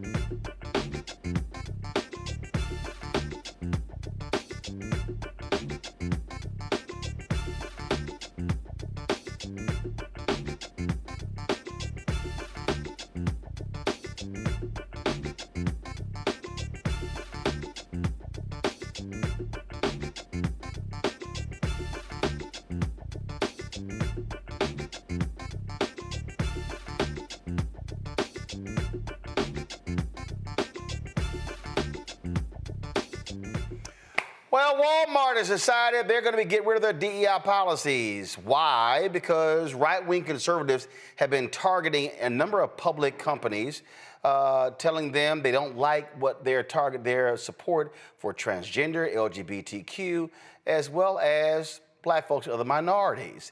This is the Walmart U.S. CEO speaking this morning on CBS This Morning, explaining their decision. Of course, Walmart is America's largest employer, one of the biggest companies in the world. So this is a huge decision. Listen. Well, first of all, good morning and thanks for having me. It's great to be here. I'm in Houston, Texas, and our Friendswood location, so it's exciting to be in the store this time of year. First, let me say, like many companies all across the United States, we've been on a journey and we continue to be on a journey. And what we're trying to do is to ensure that every customer, every associate feels welcome here to shop and to feel like they belong. And that term belong, we've been talking about belonging now for almost 2 years. Early 2023, we started talking about belonging. And we're going to continue to make the best decisions we can that makes everyone, our customers, our associates, feel like this is an environment they can shop in and thrive in. Is diversity among your suppliers still important to you at Walmart, John? Well, starting with our company back in 1962, we were a small business, a single store that operated out of Rogers, Arkansas. And so we'll continue to do the things that we can do to ensure that small suppliers have a path to being successful, not only at Walmart, but in their business in total. You know, every year we really focus on made in the USA. About 2/3 of what we sell is either made, grown, or assembled right here in the United States. We have a program every summer called Open Call, where we welcome in small suppliers and we welcome in people that have an idea, that are an entrepreneur and they want to learn. So we're going to continue to lean into ensuring that we provide the very best pathways for small businesses, our suppliers, to be successful here in the store. If I had more time, I could take you around the store and show you a few of those examples, but there are a lot of them and there'll continue to be more. Okay, so first of all, you saw right there, he didn't answer Gayle King's question. He didn't answer it at all. There also was this $100 million initiative that they had announced after the death of George Floyd. They're getting rid of that. It was they also were funding what it was called a Center for Racial Equity, a nonprofit that Walmart launched in 2020. Supposed to be a 5-year initiative, and so that's also being shuttered. Let's just be real, Randy. What's going on here? This is a part of the attack against critical race theory, part of the attack on affirmative action. This is all about the right-wing agenda. They have been targeting Harley Davidson, John Deere, numerous companies. They've been targeting law firms. This is what this is all about. And the problem is corporate America. They're showing how gutless they are. They're showing how they are scared. Oh my God, we don't want to be attacked by Trump and the right. And so that's all this is. And I remember I was in Los Angeles. It was NAACP panel, and it was a DEI panel, and I was going hard. And people were like, dog, why are you going so hard? I said, because I'm trying to tell y'all this is about to end. I said, unless you have a strong counterattack, I said, these white corporations, their knees are going to buckle. They are not going to stand up to these right-wingers. And guess what? All of that stuff, and here we are. It'll be 5 years in May since George Floyd was killed. And I told folk, I said, I'll be shocked if we get to the 5th year. We barely had 3 years. Right. And I want people to know, when you talk about attacking, it's not just that they are writing articles or doing interviews. They are filing lawsuits after lawsuits after lawsuits. These small law firms, but they're powerful, are filing these lawsuits that companies then have to fight against, saying that woke policies or any DEI initiatives are in fact discriminatory, which is completely the opposite of what the problem is. DEI was there to fix discriminatory problems, but they have flipped it around and are using again the term reverse reverse discrimination, reverse racism, which is no such thing as reverse racism. It's not even a real concept. It does not exist. But this is what is the problem. And these corporations are buckling under the pressure. And I really want people to understand the impact of that, because what that means is that a person trying to get a job at Walmart, yes, we understand that's going to be an issue, but also a person who's trying to sell their products in Walmart. They are not going to actively seek out or retain the people they have now that are under any underrepresented group. That's women, that's LGBTQIA, that's Black, Latino, that's Asian, that's people with disabilities, that's women. And so what they're saying is what they're saying is they're evening out the playing ground, because they have said, are trying to suggest that we are all have equal chances in America. We all have equal chance to make it. But what DEI does is it gives us an unfair advantage. Now, it is laughable that I, as a Black woman, has an unfair advantage over a heterosexual white man. We know that's a joke, right? We see who the president of Walmart is, but that's what they're suggesting. And so, of course, the opportunity for me to even sell, to supply, is going to be a problem. But they're to advertise on shows like yours, Martin, Roland, is completely not going to exist. They're going to make it where what they have is what they consider a fair playing ground, and everybody's on it. I mean, it is quite scary that here we have the largest employer saying we no longer will have DEI initiatives, which also means they won't be looking at it. So they won't be looking at how they're functioning as a store. So if the store has employees that 95% of them are white and male, that's fine. There's no one there to check them on it. And that is what the workforce used to look like. DEI was supposed to work against that. That was the only reason that it was formed, is because of biases, people hire like people. And because of our history in this country, most of the people in charge are cishet white males, and they hire white males, and they do business with white males, and they bring in suppliers that are white males, and they pay more to white males. What they're saying though is, no, we now as white males feel as if we've been discriminated against just for the little slice of pie that these DEI initiatives offered to people. And so we'll sue you if they continue. Also, what's scary is that they're wiping out any kind of education.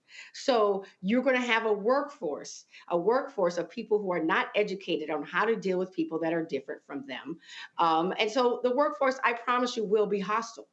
They won't be, if you do get a job there, now it's more difficult if you're from an underrepresented group. But when you do get the job, the chances of being treated well, that you feel included and like you're in a safe environment, those chances have gone down. So, and if Walmart has done it, the sad thing is that other corporations are definitely going to follow suit. So I feel very nervous for everyone involved. I mean, I don't think people, like, again, I know I'm going on and on, but even like truckers, I mean, there's the people who bring in the supplies from people. There are contracts that say, okay, we're going to give 5% of our contracts to minority truckers. Nope. That's gone now. Even that 5% is gone.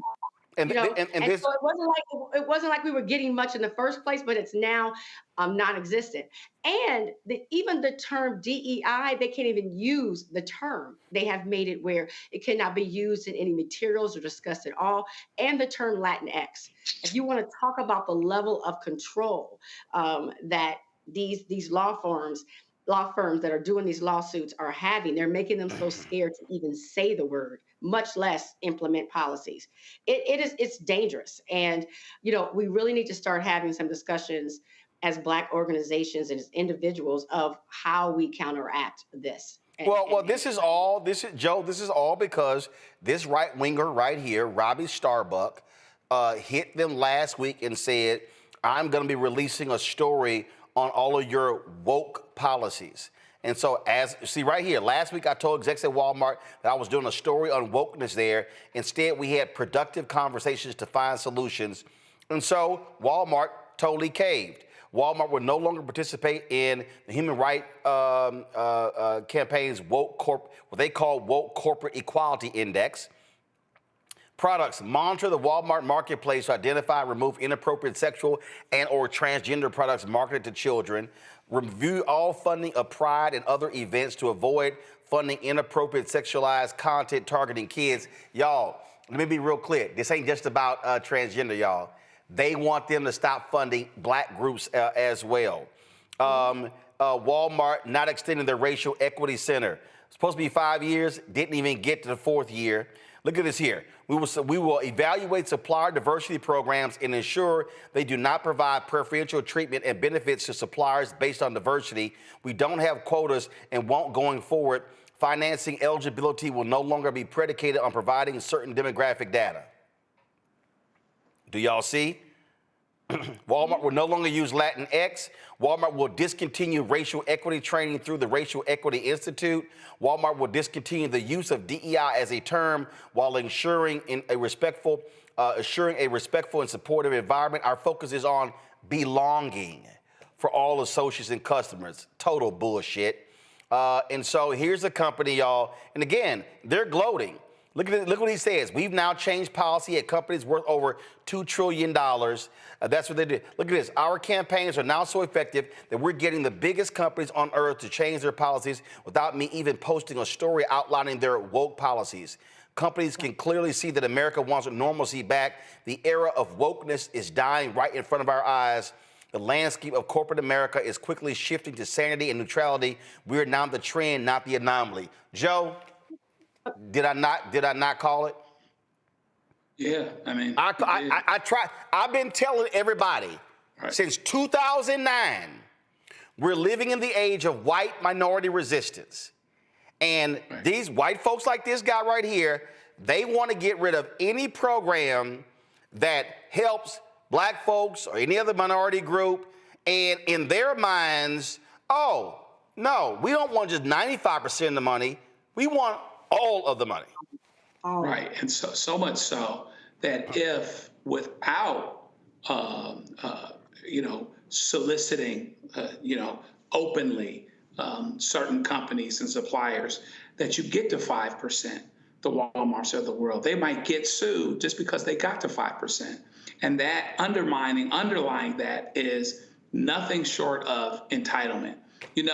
For so many in this society have had, particularly white folks, have had the force of tradition, the force of legacy, the force of relationships, affirmative action, and things like that. And DEI were about having the force of law because we didn't have anything else. And so switching that back is not about, restoring fairness. What it's about is regaining a lost advantage. If things go back to the way they were, that means that there are more advantages, and therefore there's expectation and entitlement tied into that. So even someone that gets to a healthy percentage of minorities, people of color, women, et cetera, even though there's an argument that particularly white women will continue to benefit and be on the privileged side, which is why they frankly voted the way that they did, they'll get sued. They will get sued for that very reason. So, it's a serious problem. And, we're going to have to decide what we're going to do and how we're going to deal with it, because what they're trying to do is basically go back to the Stone Age and say, all of this is ours. All of this belongs to us. And that's where we should be. Mustafa, I guess, have you seen anything from the NAACP? Anything from the Urban League? Anything from these civil rights groups? I mean, is anybody it's just gonna be like, oh, okay, oh well, all right. So what are they gonna do? Have another panel? I mean, you hit it on the head. You and I, we often are in alignment with the way that we think about these issues. Frederick Douglass once said that power concedes nothing without a demand. It never has, and it never will. And we've seen these companies moving away from DEI and a number of other sets of actions and policies that are critical for the healing of our nation. But yet, you don't see anybody in the street marching. You don't see anybody talking about economic boycotts and taking away resources from these folks, because the other folks on the other side of the equation are saying, yes, we will do this. Yes, we'll take you to court. Yes, we'll do all these other types of things. But then on the side of folks who say that they are trying to actually move this country forward, we don't see that. People are silent. So when you're silent, people think that you are complicit. And they think that you are not gonna, you're not gonna stand up, you're not gonna push back. Yeah, there are always a few voices that do that, but let's be very serious. There has been no strategic plan about how you were going to address these types of things. So people think you're playing. And when they think you're playing, they're not going to take you serious, and they're going to continue to move forward with the agenda that they have.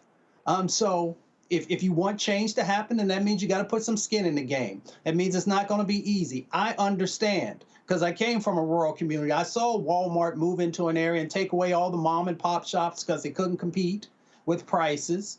But we've got this dynamic now where folks have got to decide, what are you going to do in this moment? Folks have showed you their cards.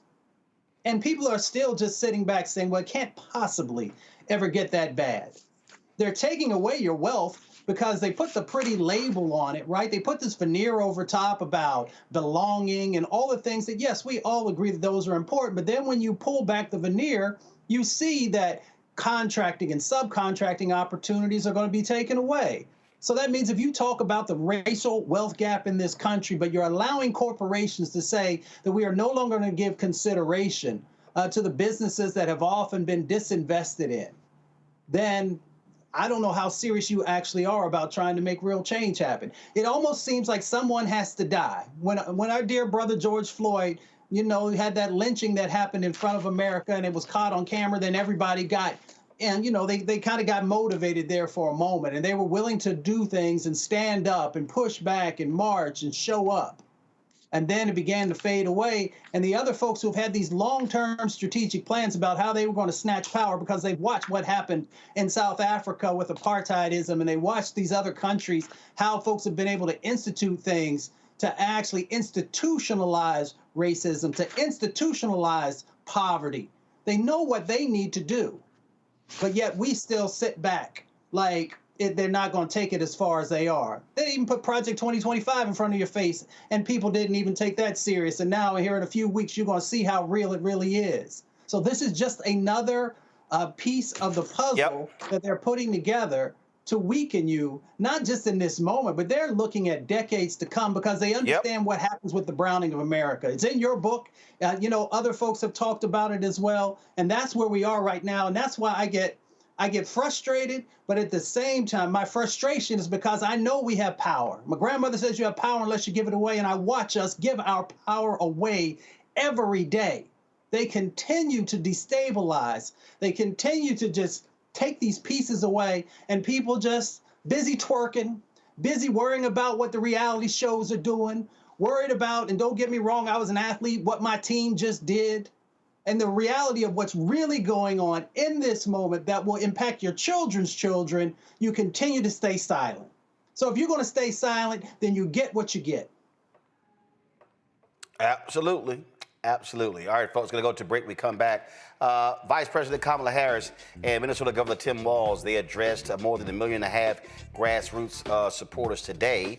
We're going to show you the video of both of them right here on the Black Star Network. Support the work that we do. Join our Bring the Funk fan club. You want to give you a cash app, use this QR code from Stripe. Also, you can send your check and money order, P.O. Box 57196, Washington, D.C., 20037-0196. PayPal is R Martin Unfiltered. Venmo is RM Unfiltered. Zelle, Roland at RolandSMartin.com. Roland at RolandMartinUnfiltered.com. Back in a moment. Coming soon to the Black Star Network. I had been trying to get a record deal for a long time. When I finally got signed to the Motown record label in 2003, I was 34, 35 years old. And up until that time, I had been trying to get record deals the traditional way. You record your demo, you record your music, and you send it, to the record labels, or maybe a friend of a friend knows somebody that works for, the record label. And really, chemistry was my last ditch effort at being in the music business. How long have you been trying? I've been trying since I was a teenager. Wow. And I'm grateful that it didn't. I'm grateful that it happened when it happened, because I wasn't prepared, you know, as a teenager to embrace all that comes with a career in the music industry.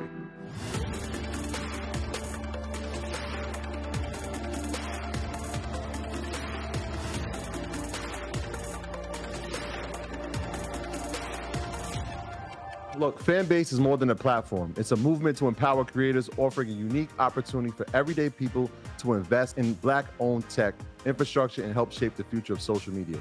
Investing in technology is essential for creating long-term wealth and influence in the digital age.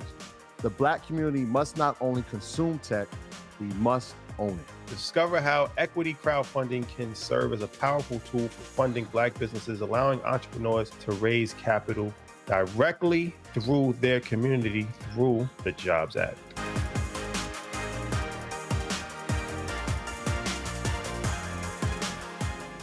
Hi, I'm Jo Marie Payton, voice of Sugar Mama on Disney's Louder and Prouder Disney Plus, and I'm with Roland Martin on Unfiltered.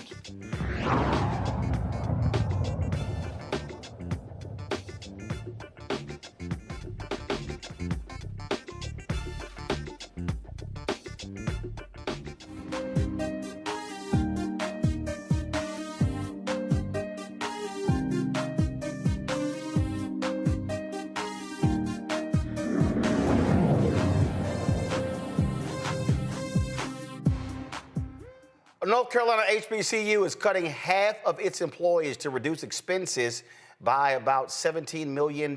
St. Augustine's University is eliminating 67 staff positions, and some programs will be discontinued. In addition to cutting staff positions, the university plans to terminate 37 full-time faculty jobs and 32 adjunct faculty roles and discontinue certain under-enrolled programs. Over the last year, SAU has had to take substantial measures to stay afloat financially, including taking out a $7 million loan from Gothic Ventures to repay several of its debts. The loan terms include a 26% interest rate, and the school could lose property if it defaults. A 26% interest rate? Geez, that's like a damn loan shark. These cuts are an effort to reinstate the university's accreditation before a meeting with the Southern Association of Colleges and Schools Commission in December. But folks, today, Vice President Kamala Harris and Minnesota Governor Tim Walz held a video chat with more than 1 million of their supporters. This is the first time the two of them have addressed their supporters since she conceded the election. Here's what both of them had to say in this live stream that took place about 4 hours ago. Good afternoon, everyone. To everyone who's on the call, I can't express my deep gratitude to you. Personally, of being on this ticket was the privilege of a lifetime to be with Vice President Harris. But as an American, to see you out there and to see the work that you did, to know that you put your heart, your soul, your time, your talent, your treasure into something bigger than yourselves, the promise of this country, a place where everyone belongs, where no one needs to go hungry or be unsheltered, and where differences of opinion can be celebrated and differences of ideas. And you put that out there and you worked hard for it. And for that, I am forever grateful. I also recognize the emotions you're going through. And I share those with you. As the Vice President often says, we weren't running against something, we were running for something. And to watch the joy, the vision, the compassion, the decency that the Vice President brought to this, and that each and every one of you reflected every place we went, the caring and the sense of joy. I know it's incredibly disappointing now, and look, candidly, it's a bit scary because there's a very different vision that's being put out there. But now more than ever, we need the light to shine through. We need to be able to be that hope for the neighbor who's really wondering. We need to be that anchor for the folks who are wondering what's next. And each of you did the work. You took time out of your busy lives and you continued to do it. And it makes a difference. On the campaign trail, I would ask, there will be a day of reckoning when it will be asked, what did you do during the 2024 campaign? Well, I know the people on this call can say everything they possibly could. And for that, as an American, I'm incredibly grateful. And I mentioned that just yesterday, the product of the things the Vice President fought for and the things that she got done.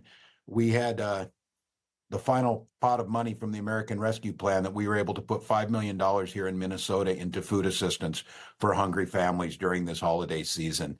That's the type of stuff you are fighting for. That's the type of things that make a difference. And those things are just as important now as they were before Election Day. And so I hope all of you take care of yourselves, take care of your families, find the place in your community to heal both yourselves and your community.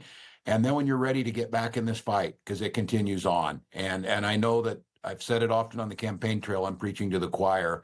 I couldn't be prouder to be with a choir that's on this call. You did everything that was asked. I also would have to say, I think all of us saw the possibility, and I know there's a bit of a feeling of loss because we saw what a real leader looks like. We watched a speech on the Ellipse the week before the election where Vice President Harris delivered on the best of America.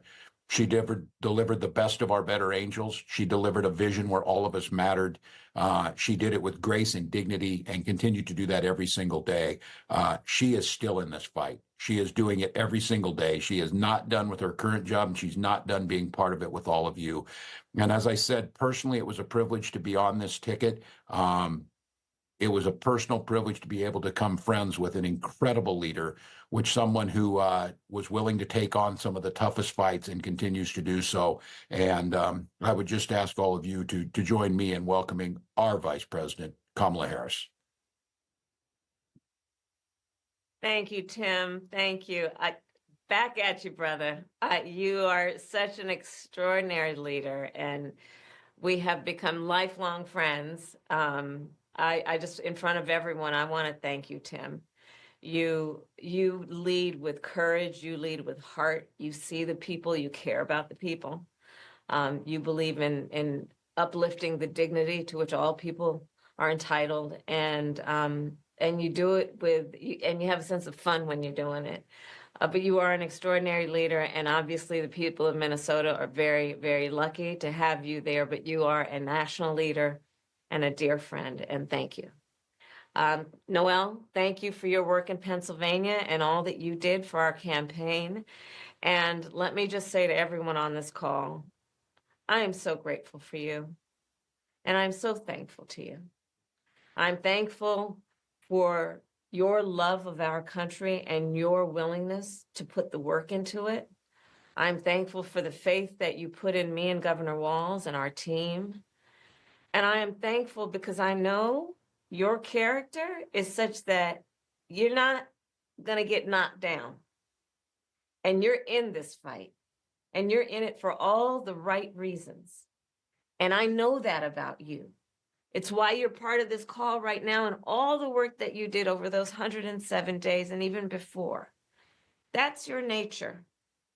And the outcome of this election obviously is not what we wanted. It is not what we worked so hard for. But I am proud of the race we ran. And your role in this was critical. What we did in 107 days was unprecedented.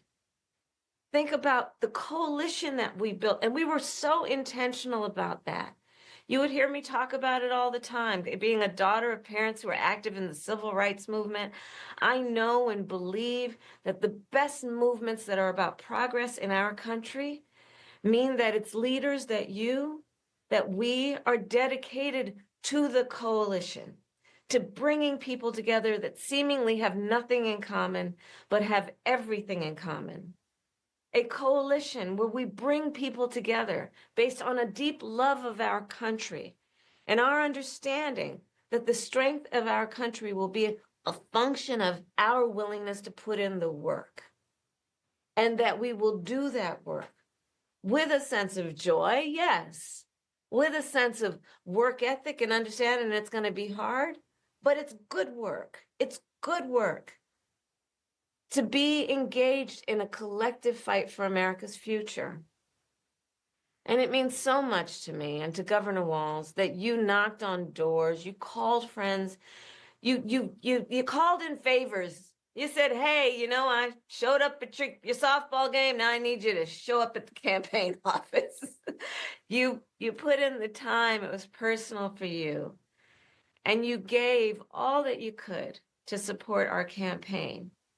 Because of your efforts, get this, we raised an historic $1.4 billion, almost $1.5 billion from grassroots supporters alone, the most in presidential campaign history. Nearly 8 million donors contributed an average donation of about $56 to fuel our people-powered campaign. And understand that the work that we did included the work that so many of you here did, which is to talk to first-time voters. Many of you are first-time voters. And to talk about how being involved can make a difference. And that remains true.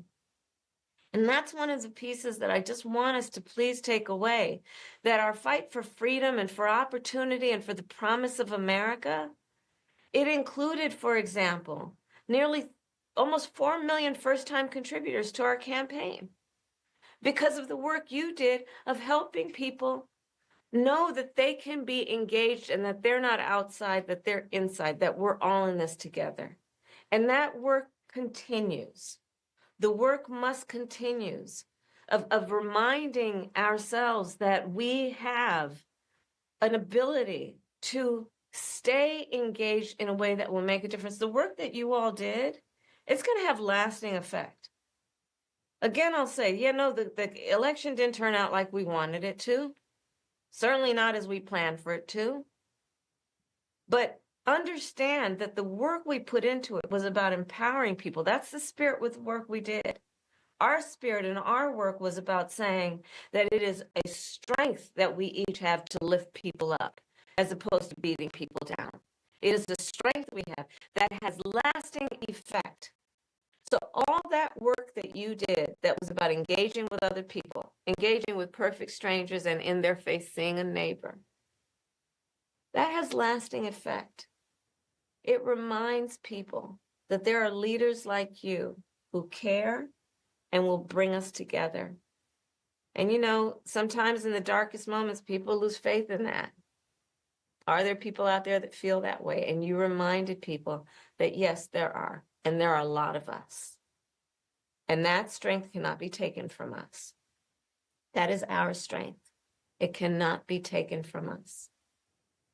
So listen, as I said the day after the election, I still strongly believe the light of America's promise will burn bright as long as we never give up and we keep fighting. And the fight that fueled our campaign, a fight for freedom and opportunity, that did not end on November 5th. A fight for the dignity of all people, that did not end on November 5th. A fight for the future, a future in which all people receive the promise of America? No. A fight that is about a fight for the ideals of our nation, the ideals that reflect the promise of America, that fight's not over. So look, we still have a lot to fight for, okay? A future where every American can pursue their dreams, ambitions, and aspirations, where the women of America have the right to make decisions about their own body, not their government telling them what to do. Our fight for the rule of law, for freedom for all, for equal justice, for the sacred principle that everyone, no matter where they start out, has certain fundamental rights and freedoms that must be upheld. That's not over. That fight's still in us, and it burns strong.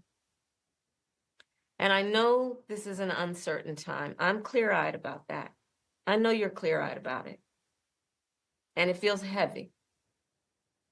And I just have to remind you, don't you ever let anybody take your power from you. You have the same power that you did before November 5th. And you have the same purpose that you did. And you have the same ability to engage and inspire. So don't ever let anybody or any circumstance take your power from you. Look, this mission that we have, it takes hard work. But as you've heard me say many times, we like hard work. Hard work is good work. Hard work can be joyful work.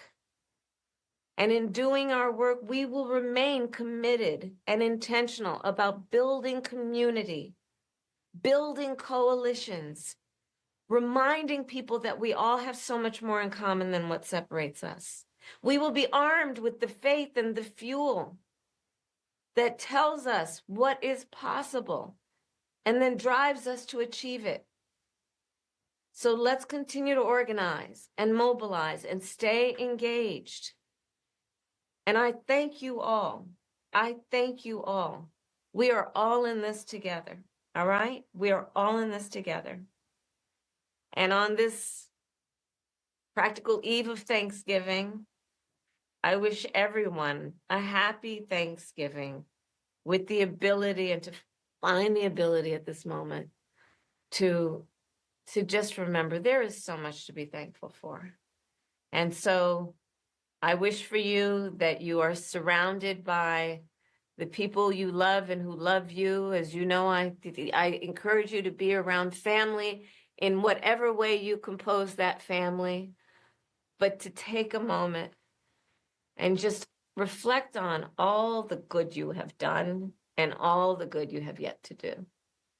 We are powerful, those of us who love our country, and we got a lot of work to do. And with that, I will hand it over to Noel. Thank you all, and happy Thanksgiving from Doug and me and our family. All right, let's go to our panel here. Mustafa, we've seen some reports where the vice president is potentially talking about another run in 2028, potentially running for governor of California next year.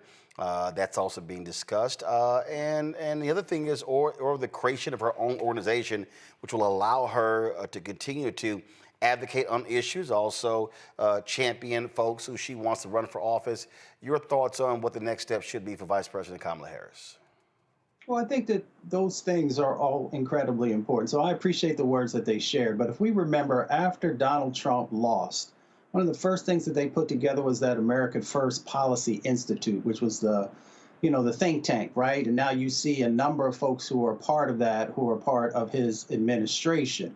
So you got to get serious. You got to have your strategy, and you got to put these entities in place where you can begin to actually get other folks who are going to be able to run for office, and also begin to give people hope that you're still focused and still serious about making change happen. So, folks got to figure out how to do it, but you got to get the game going. The other part that I think would have been important to hear is also reminding people that the midterms is not that far away. We'll be moving back into another cycle here real quick.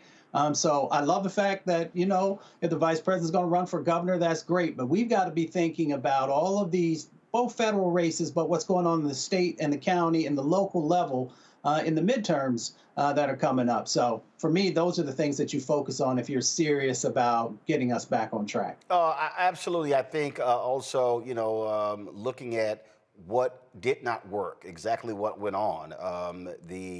The gentlemanly deal of David Plus, Stephanie Cutter, Quentin folks, they went on Pod Save America, Randy, where they talked for an hour and a half about the campaign. Frankly, I listened to about 30 minutes of it, and all it did was piss me off because I frankly heard a bunch of bullshit, a bunch of excuses, and frankly, I heard crap from 4 people who completely missed it. They're whining, complaining, talking about how the media, like they learn. Just turn the audio up. Listen to this. We women don't get far in life talking about double standards, so that's not the point. But I do think a narrative, 107 days, 2 weeks fucked up because of a hurricane, 2 weeks talking about how she didn't do interviews, which, she was doing plenty, but we were doing in our own way. We had to, be the nominee, had to find a running mate and do a rollout. I mean, there was all these things that you kind of want to factor in, but real people heard in some way that we were not going to have interviews, which was both not true and also so counter to any kind of standard that was put on Trump that I think that was a problem. And then on top of that, we would do an interview, and to Stephanie's point, the questions were small and processy and about like... First of all that is just bullshit, Randy, because the fact of the matter is, after the debate, there was a prolonged period where they were not doing interviews. And guess what? They should have had Tim Walz out there doing the interviews. He should have been out there all over media. That's what J.D. Vance was doing. No, they didn't do that. He damn near was in hiding, okay? They bullshit around her coming on our show. Then they wanted to cut my time, and I cussed them out because I was already on the ground in North Carolina. I said, y'all ain't cutting shit, okay? And then we got it, and so we had policy questions. We got 30 minutes. Okay, after I saw her doing all these other damn interviews, and let's be real clear, it was Jen O'Malley Dillon and it was Stephanie Cutter who was taking forever, and it was a number of people, and there was a staff meeting the Sunday before she was in Greenville where they all were like, yo, when the hell y'all gonna do the interview with Roland Martin? They had gotten beaten up so bad they finally had to do it. They didn't want to do it, okay? So I'm listening to this bullshit, so I know what happened. I know the conversations I was happening. They made some serious blunders. And so I think what should happen, the vice president really should do her own analysis. And guess what? I've traveled around the country. I've talked to people who talked about how things were screwed up in Georgia when it came to surrogates and ground game. You know what? She should be doing listening sessions as well and not just taking the four of them, their word for what actually happened. Right. One, because they're playing to cover your ass. And that's exactly what I was going to say. We really don't have time for them to whine and defend why they did certain things, wrong or right.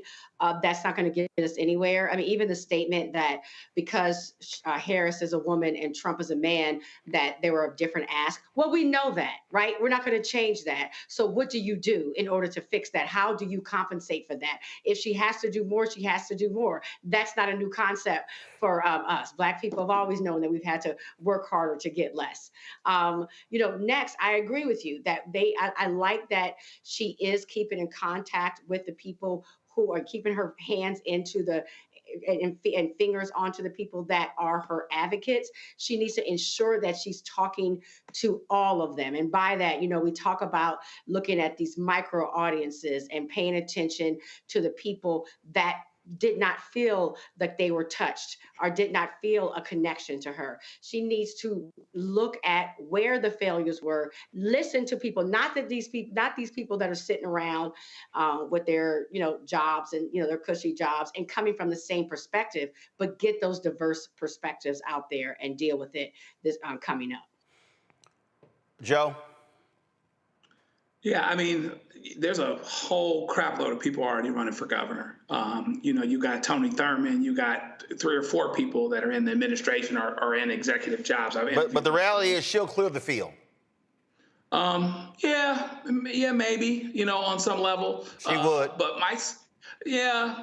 even at that, if you're talking about having a long-term impact, the best impact, to my mind, I'd say you create some kind of organization, because you create the organization, you stand it up. There's nothing to say you couldn't run for office later. There's nothing to say that you couldn't take the right position and step into it. If you're talking about legacy, if you're talking about long-term, figure out a problem to solve and solve it. Even with governor, you can only do that for some, certain period of time. And then if you lose, then, where are you with that? Maybe she would be fine. Maybe she would win. She would clear the field. But if she's talking about long term, I like the idea of her creating some kind of organization and for her finding out from the people, directly from the people, what happened. Find out for herself so that she knows how to apply that to the future lessons, because it wasn't long ago. This is the best campaign she's run. She ran a great campaign. It was just super short. 4 years ago, it wasn't so good. So if she doesn't figure that out 4 years from now, if she ran for president again, she could make that same mistake. Even California's demographic is changing somewhat. So create an organization, stay in the cut, find out what you can directly about what happened, so that if you tip back into that space, then you're going to be right-headed. All right, folks, hold tight 1 second. We come back. Let's talk about black skin. A sister has launched a new product line we want to talk about. A lot of y'all getting ready for Black Friday. If y'all gonna spend money on Black Friday, spend it with black people. How about that? You're watching the Black Star Network. Back in a moment. Hi, I'm Isaac Hayes III, founder and CEO of Fanbase. Fanbase is a free-to-download, free-to-use, next-generation social media platform that allows anyone to have followers and subscribers on the same page. Fanbase was built through investment dollars from equity crowdfunding from the Jobs Act. People just like you helped build Fanbase, and we're looking for more people to help build Fanbase. We are currently raising $17 million in a Regulation A crowdfund on Start Engine. We've already crossed $2.1 million, but we're looking to raise more capital from people just like you that deserve the opportunity to invest in early-stage startups without having to be accredited investors. So right now, I'd like you to go to startengine.com/fanbase and invest. The minimum to invest is $399. That gets you 60 shares of stock in Fanbase right now, today. And then use Fanbase to connect with friends, grow your audience, and be you without limits.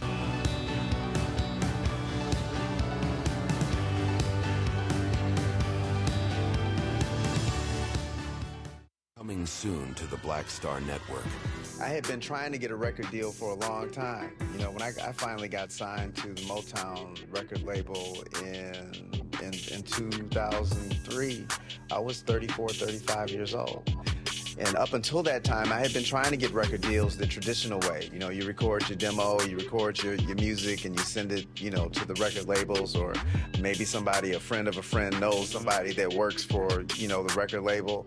And really, chemistry that was my last-ditch effort at being in the music business. How long have you been trying? I've been trying since I was a teenager. Wow. And you know, and I'm grateful that it didn't. I'm grateful that it happened when it happened, because I wasn't prepared, you know, as a teenager to embrace all that comes with a career in the music industry.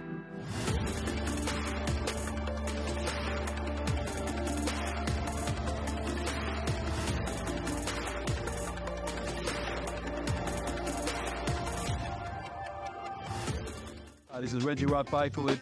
You're watching Roland Martin, unfiltered, uncut, unplugged, and undamn believable. You hear me?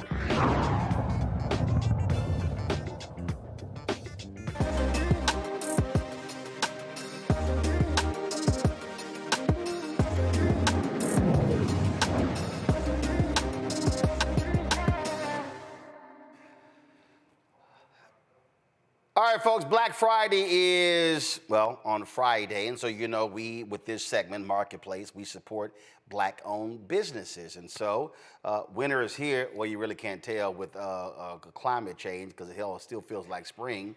But how we treat our skin is critically important. There's a lot of stuff out there that's not necessarily designed to actually help us as people who are a bit melanated. My next guest, her company really deals with this, and so she has launched a line of products. Dr. Glenisha Noseworthy. I guess I was gonna mess with you on that one. So, you know, you like, no. She's the CEO and founder of Glow by Glenn Facial Optimization. And so she's here to tell us about, again, this product line. So what's happening? Hello, how are you? Great. So how long were you working on this? A little over 2 years, so Really? It's been a good bit of while. Yeah, working on it, perfecting my craft. Okay, all right then. So you're based in New York City, and Yes. so you're an actual doctor. So explain that in terms of your medical expertise. So I am an internal medicine physician. I practice integrative aesthetics. I'm also known as a beauty hacker, and my beauty philosophy emphasizes how internal health affects external beauty. Okay, so again, explain that. Yes. Because there are all types of doctors, and the one thing a lot of people don't do is they really don't focus on their skin, which is kind of important. It's very important because the skin is the largest organ of the body, and the skin reflects what's happening internally. So whether you have different medical conditions like diabetes or hypo or hyperthyroidism or a hormone imbalance, woman, as you go through different periods of your life and you have changes in your hormone levels, your hair, your skin, your nails, those things are all changing. So The skin being the largest organ of the body, it is reflecting a lot of what's happening internally, so it's very important. All right, so a lot of black folks also assume that we don't have to use sunscreen when we go outside. There's also this assumption that, well, if we're going to be out there for a prolonged period of time, then we can use sunscreen. And when you and I were talking in New York, you said a lot of these sunscreen products ain't good for us. So explain. It's not that sunscreen isn't, a lot of them aren't good for us. It's really that there's different types of sunscreens. There's chemical and mineral. Chemical sunscreens work by absorbing the UVA and UVB rays and turning it into heat, where mineral sunscreens actually bounce the UVA and UVB rays off of the skin. And the problem is that you want to try to avoid chemical as much as possible. Mineral tends to be better because it's a safer product. It's made from things that are natural to the earth, which are minerals. And with mineral sunscreens, there typically aren't a lot of brands or companies that we can apply to melanin-rich skin without leaving a white cast. So for example, I have patients who have different autoimmune conditions, and autoimmune conditions are most prevalent amongst women of color especially. Things like lupus. Exactly, Okay. yes. So lupus specifically, I can talk about a patient that I have that has lupus, and she cannot go out, whether it's summer, winter, spring, or fall, without applying liberal sunscreen, specifically mineral. And I was tired of seeing her with a white cast because we're melanin rich and we need to show off our beautiful skin. So when you're using mineral sunscreen and it's leaving, we need to be glowing. We need to glow. So I take it, hence glow. Yes. Got it, all right. So my mineral sunscreen specifically, it has 25% mineral oxide, which is one of the highest percentages of zinc that you're gonna get on the market, and it does not leave a white cast. So you can apply several layers and you still get to see your melanin-rich, beautiful skin. Okay, all right, so let's walk us through this here, the product line here. What you got? Yes. So this is a medical grade skincare line. There are patented— How many different products? 12 products in total. I have 11 here today.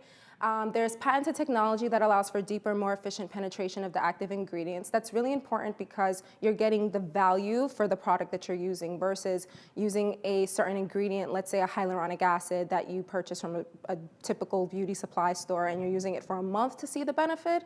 With my product line, because of the patented technology and the high percentages of the active ingredients, you're seeing an immediate improvement in your skin. So we'll start with the cleanser. It is packed with antioxidants and botanicals. It is a gentle cleanser. This one right here? Yes. Okay. It's packed with antioxidants and botanicals. It does not dry out the skin. You can use it to remove makeup. It's not going to make you feel stripped. And then you can follow up. So whatever you're a dude and you don't wear makeup. You can use it either whether you're using makeup or not using makeup. So I typically do not use traditional makeup wipes. I just don't like how it feels. So I will just use the cleanser and I'll double cleanse, use a cloth and remove my makeup. Okay. And it cleans the skin perfectly well without overstripping or drying the skin. All right, next. Then next is the antioxidant mist, the Glow Green Tea Antioxidant Mist, which also is packed with antioxidants and botanicals. You can use it as a toner, or you can use it as a refreshing mist. And the thing that I love about that product is that it also has some added chamomile and lavender, so it feels like a 5-star luxury experience. Yeah, you spray it, and I was kind of like, you're like, does it feel like you're at a spa? Yes, like, it does. It's an amazing, I personally love that, that second step in my skincare routine. It's pampering yourself at home and still getting the added value and benefit. All right. And then the next product is my niacinamide. It is a 15% mixed molecular weight niacinamide. What I love about this product is that it's stronger than most niacinamides on the market. It's 15%, and because it's a mixed molecular weight, you have the smaller particles that actually get into the skin, and then the larger particles lock it in. This product in particular is great at brightening and evening the skin tone, and you apply it, and then it dries right away. Okay. I usually follow this up with L'Eclat, my Age Vitality Elixir. It's a powerhouse age-defying serum. It has green tea. Age-defying serum. It is an age-defying serum. The things in this formulation that is wonderful that has anti-aging benefits is the antioxidants for one. So this has 20% vitamin C, which is also one of the highest percentages that you're going to get on the market. But because it's such a high percentage, one thing you may wonder is, oh, is it going to cause irritation or sensitivity? No, it doesn't actually, because it has green tea polyphenols and ergothioneine. And those two ingredients have a lot of anti-inflammatory and antioxidant benefits. So although you have such a powerful ingredient such as 20% vitamin C and vitamin E, you have these other wonderful buffering anti-inflammatory benefits and properties that are also going to help to increase the glow and radiance of the skin. Because the antioxidants are so strong, and you're going to use this primarily during the day, and it's going to help to decrease the amount of damage that you're going to get from UVA and UVB rays. When my patients ask me, Dr. Glenn, what is it that really brings out the glow in your skin? It's Le Clos. If I had to pick one thing here, it's definitely this serum. Now, are you using these every single day, or for some a few times a week, not daily? So. Yeah, so there's a good majority of them that I use every day. So the first two, How long does it take you to go through all this? Not long, because the products absorb very quickly. Where some serums tend to sit It's like on the a skin. whole lot to I go know, but hear me What, out. 10, 15 minutes? Maybe 5. Oh, okay, all Maybe right, 5, okay. yeah. But hear me out. Before creating my product line, I used to feel like my products would just sit on my skin. I am very particular with texture, feel, and efficacy. It was really important for me to create a product line that not only looked good, felt good, smelled good naturally without artificial fragrances, but works. That was very important. So what was really important to me is that it absorbs quickly, absorbs well, doesn't leave a cast or film. I have 3 or 4 of these products under my makeup right now. And it applies quickly, it applies smoothly, it absorbs really well, and it feels good. So yes, I use about 5 products in the morning and at night, and then some of them I alternate. I'll move on to the next product, so I'll explain a little bit more about what products I alternate. So the next thing that I use is the Clarté Phytocorrector. So this calms, soothes, and repairs the skin. It has chlorophyll and cannabis in it, in addition to hyaluronic acid. Trying to get folks high? No, but cannabis has wonderful healing properties. And it's great. It has great anti-inflammatory benefits. And me being a Caribbean woman, you know, I appreciate, yes, from Jamaica. Both parents are from Jamaica. I appreciate the healing properties of cannabis, especially in the medical field as a physician. So this product is really great for people who have... No cannabis in there. This product is really great for people who have eczema, and of rosacea. Course it's green. It's green, yeah, and it's a natural green. It comes from the actual beautiful color of the plant, so you see the real benefits. All right. So I use those 3 in the morning, and then at night, I alternate between these last 2 products. So the serums are really the powerhouse of the line. You have your cleanser, your toner, your moisturizers, your sunblock, but the serums are really the workhorses, so I really stress the use of those.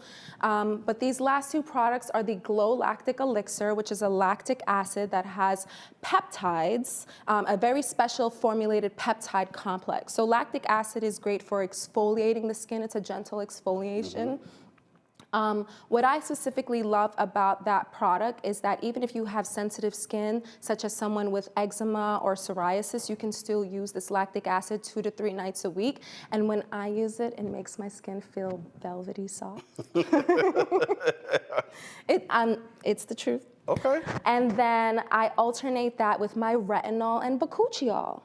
Retinol is a very important ingredient and very important in skincare.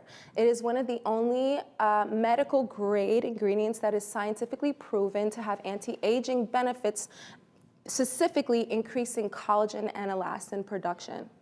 This retinol, although you can purchase it without a prescription, it is equivalent to a prescribed retinol. So I have two compositions, composition 1 and 2, and they're equivalent to a 0.025% retinol or a 0.05 retinol. And what makes this retinol very special compared to some other products is that it is mixed with bakuchiol. Bakuchiol comes from a seed, and it is a nice buffer for retinol. So for people who have sensitive skin or they've had sensitivity or irritation with traditional retinol, this is a great alternative because you have all of the added soothing properties of bakuchiol. So you have like a sheet that explains, take this, then this, then this, then this, then this, or do you have it all memorized? Well, I mean, obviously, if I made it, I have it memorized, but on my website, glowbyglenskin.com, that will go live on Friday, Black Friday, will have more detailed description as to the order of steps to use the products, which products go in what category, depending on what your skin health goals are.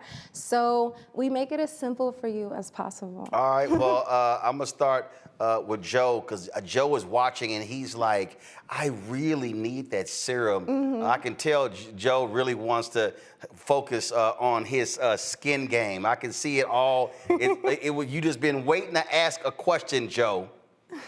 That was actually where I was going in terms of, tell me how the fellas fit into all of this, because we should all be working on our skin.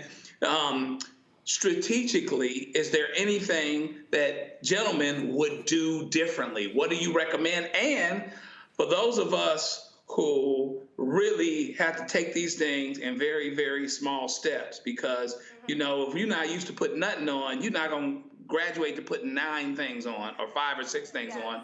Joe, I told her that when I stopped by her office in New York. She's like, so what do you use? I said, wash the hair. If the soap just run down my face, we good. I said, my parents gave me good DNA, so I ain't never had skin issues. Unlike a lot of brothers, I never had the ingrown hair under my neck. I never had acne. I've never had any of that stuff. So yes, praise the Lord. Praise the Lord. But to Joe's point, yes, there are men who are watching who are like, yo, man, that sounds like stuff for women. But your point is no, men should be understanding that their skin matters too. Absolutely. I mean, as I mentioned, skin is the largest organ of the body. Men have skin, women have skin. We all have skin, so we all need to take care of it. So to keep it very simple, especially for my male patients, I typically go with 3 to 4 products. And the 3 products that I tend to recommend is starting with my Gentle Glow Green Tea Antioxidant Clarifier, which is the cleanser. You use that morning and night. The second product that I recommend, Likla. This is going to give you a lot of the anti-aging benefits. It's going to help with hydrating the skin, and it's also going to help to increase the glow and radiance and vibrance of the skin. So this is the second product I recommend. And then lastly, just a simple moisturizer. So the Brillo Aloe Hydrator, this is lightweight and sheer. It doesn't feel like you have anything on the skin. It hydrates really well. You can use it morning and night. And that's your 3-step routine. It's simple. It's going to have a lot of anti-aging and benefits. It's going to hydrate and improve the glow and radiance of the skin. If you want to take it one step further, which I highly recommend. Oh yeah, Joe wants to take it one step further. Yes, he does. Just a mineral-based sunscreen. This mineral-based sunscreen is the sunscreen that I was talking about. The zinc oxide will settle to the bottom because it's such a natural ingredient, and it's real mineral, so it sits at the bottom. You just shake it until you hear the agitator beads rocking back and forth. You use 3 to 4 drops. You spread it throughout. You disperse it throughout the entire surface area of your skin, one thin layer. You can reapply it every few hours, but it doesn't leave that dreaded white cast. All right, Randy. I know she's been waiting to ask a question. Randy? Because look, Randy might be light skinned, but she's super black. Okay. She do all black stuff. She go to black restaurants. She drink wine from black companies. Okay. So you said wine? She black. Oh, she black. So okay. Randy, if you need any questions about where to buy some black stuff, just hit Randy up. Randy, go ahead with your question, Randy. Well, absolutely. I want to hear about this a sister's product, of course. And you see why? Because she understands our skin and the special needs that we may have. So Yeah, because about 90% of people ain't know what the hell she just talked about. She used words they ain't got no idea. But go on right ahead, Randy. What's your question? but even about the sunscreen and how we need something different. I'll say this, even, it does create this cast when you use a sunscreen that is not made for our skin. Do you have plans to create a sunscreen that's for all over the body? I'm one who likes to travel a lot and I need something everywhere. So her ass always at the beach. Well, you just gave me a great idea. Thank you very much. Absolutely. It's 10%. That wouldn't be hard for me to do, and I'm going to do that especially for you. All right. Well, thank you. All right. You're welcome. Mustafa. Yeah, well, congratulations. Moving into this billion-dollar industry, thank you. It's often hard to separate yourself. Thank you. How do you, what's the pitch that you use to make sure that folks understand how unique your product is? It's really about beauty from the inside out. My product line really just enhances your purest form of beauty. And because the skin is the largest organ of the body, you really want to have that internal approach. So having highly effective, medical grade ingredients that's really going to work in a short period of time. Nobody likes to wait for long-term results. People want to see improvements in their skin over a short period of time. So my patients, when they start to use the product line, within 24 to 48 hours, they're waking up and they're already seeing an improvement in the glow and radiance of their skin. The skin is like a plant. You water it, you give it a little bit of a natural fertilizer, and you watch it grow and flourish. So long story short, my product line helps to just enhance your purest form of beauty. And again, so, because someone sent me a text, they were like, what, 5 different products? But your point is you don't have to use all of them. Your point is they're serving different purposes. Exactly. So I created the line to really serve all of the basic concerns, skin concerns that people have.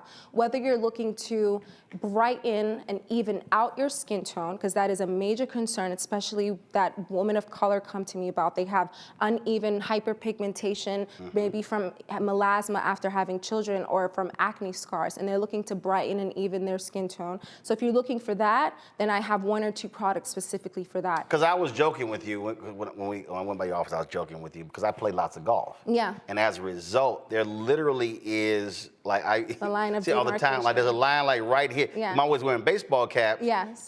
Where it's like right here, it's all much darker than right above. And you were like, hey, this is what can be done to even that out. Like anybody watching right now could actually see it right here because because I'm always on the golf course and I'm wearing baseball caps. So specifically for that concern, we want to use non-prescription based skin brightening agents, so that way you can use it for a long period of time without worrying about any side effects from prescriptions. Okay, not skin bleaching. No, it's not skin bleaching, but it would be my skin brightening pads that has kojic acid, bearberry, and other natural botanical ingredients that help to brighten and even skin tone, and sunscreen. That's it. These are the 2 ingredients that I would say to help even out your skin tone and protect it from further hyperpigmentation. All right. Last round. Any other questions from panelists? Joe, Randy, and Mustafa. You got a second question? Well, I think a question that you always have to ask when there are new products that are coming out. For many of the others, there's testing that's done. Some used to do animal testing. Others have now moved forward with that. Can you talk about, in the development of your products, how you got to where you are and what's a part of that process? Mustafa used to work at the Environmental Protection Agency, so he's Mr. Environment. Go right ahead. So these products have not been tested on animals, and the products are also FDA approved, and the different patented technology and the formulas have been published in the JDD, the Journal of Drugs and Dermatology. All right. That means she got her shit together. All right, y'all. So the website goes live on Friday. So let's pull up, if y'all want more information on Glow by Glenn. So here you're right there, Facebook, Glow by Glenn. Email is hello@globyglen.com. Instagram, follow her at Glow by Glenn, GLOBYGLEN. And you said the website goes live on Friday, 9 a.m. Okay, what's the website? Glow by Glen Skin. Okay, so we don't have it up there, So pull it back up, the graphic back up. Your website is glowbyglennmd.com for your practice. Yes. But again, so the website for folks to get products is glowbyglenskin.com. glowbyglenskin.com. Do we have a promo code or anything? Do we have anything? What do we have? All right, y'all tell me later. There's going to be a Black Friday sale website-wide on Friday. No promo code needed. Okay, all right, so because a lot of times folks have one just for our folks. Oh. But that's cool. So glowbyglenskin.com, and it goes live at 9 a.m. on Friday. Correct. All right, Doc, well, appreciate it. Of course, it was a pleasure having me. All right, thanks a bunch. All right, you're welcome. Let me thank Joe, Randy, and Mustafa for being on today's show. Thank you so very much. But hey, before I do go, pull up the video. Y'all know when we had Will Downing on the show, I know a lot of y'all getting ready for Thanksgiving. A bunch of y'all cannot cook. Real quick, Joe, are you cooking or are you eating? What are you doing? Actually, I'm gonna do some cooking. I'm gonna go a little off the thing a little bit. What your ass cooking? I'm gonna do a pork roast. I'm kind of regular with mine. I'm gonna do a pork roast. We're gonna hop together some sides, and then that's gonna be low key though, just me and the wife. Okay, Randy, what you doing? I'm actually only having to cook pie, so I'm cooking a chocolate bourbon pecan pie and a sweet potato pie. Yeah, shit, knowing you have alcohol in your pie. Mustafa, what you doing? I'm eating my mama's food. That's what I'm doing. Same thing. Listen. My brother's executive chef, my dad's a chef, so we doing something at their house tomorrow. My sister, we at their house on Thursday, and so my job. See, I try to tell everybody, stay in your lane. I could cook if I wanted to, but I don't need to when everybody else, that's what they do. And so my job is to make sure there's video, photos, that way you document the memories for folks to remember. So that's what my job is in the family group chat, because folks like, dang, I didn't realize you had those photos and videos. I'm like, because that's why I do what I do. All right, so some of y'all, if you can't cook, bring the ice, bring the plates, because some of y'all can't do anything else, but please, normally we have our rules. Do me a favor, if your ass cannot cook, please don't be trying to experiment with the dishes on the family. Eat that shit yourself, and don't make the rest of us eat it, because if it's awful, we're gonna cuss you out. Y'all got the video ready? When we had Will down, remember when Erica talking about how she cooked salad? Roll it. He promised his mama he was gonna do a gospel CD. He want to make sure you get it, so I want to let you know he did hand it to me. Okay, well, you know what? It's my fault. I should have given it to you personally. Maybe what I'll do is I'll come by tomorrow, bring you an autograph copy along with some fried salad. Bring your ass to my house with some fried salad. We gonna call the cops. We gonna call the cops. Will. Yeah, we gonna call. Yeah, Erica, he calling you out. He talking about you, Erica. Talking about cooking salad. Cooking salad. Right. All right, Will, look, I can't let you go. Erica Savage literally talking about she gonna cook some salad. Oh, she ain't gonna leave that down ever. Ever, ever, ever. All right. That's it for us, y'all. We're not live tomorrow. Folks got the day off to be able to go get ready for Thanksgiving, spend time with the family. We are back live on Monday, and on Monday, we're going to be live from JFK Airport in New York City, where we will be, of course, working with the union, trying to unionize the Delta ramp workers. So we got a special show from New York City on Monday, that's 6 to 8 p.m. Eastern. So I will see you guys there. So again, I'm kicking with family, and I can't wait. I'll be in College Station on Saturday for the Texas A&M Texas game. So we're gonna kick some Longhorn ass.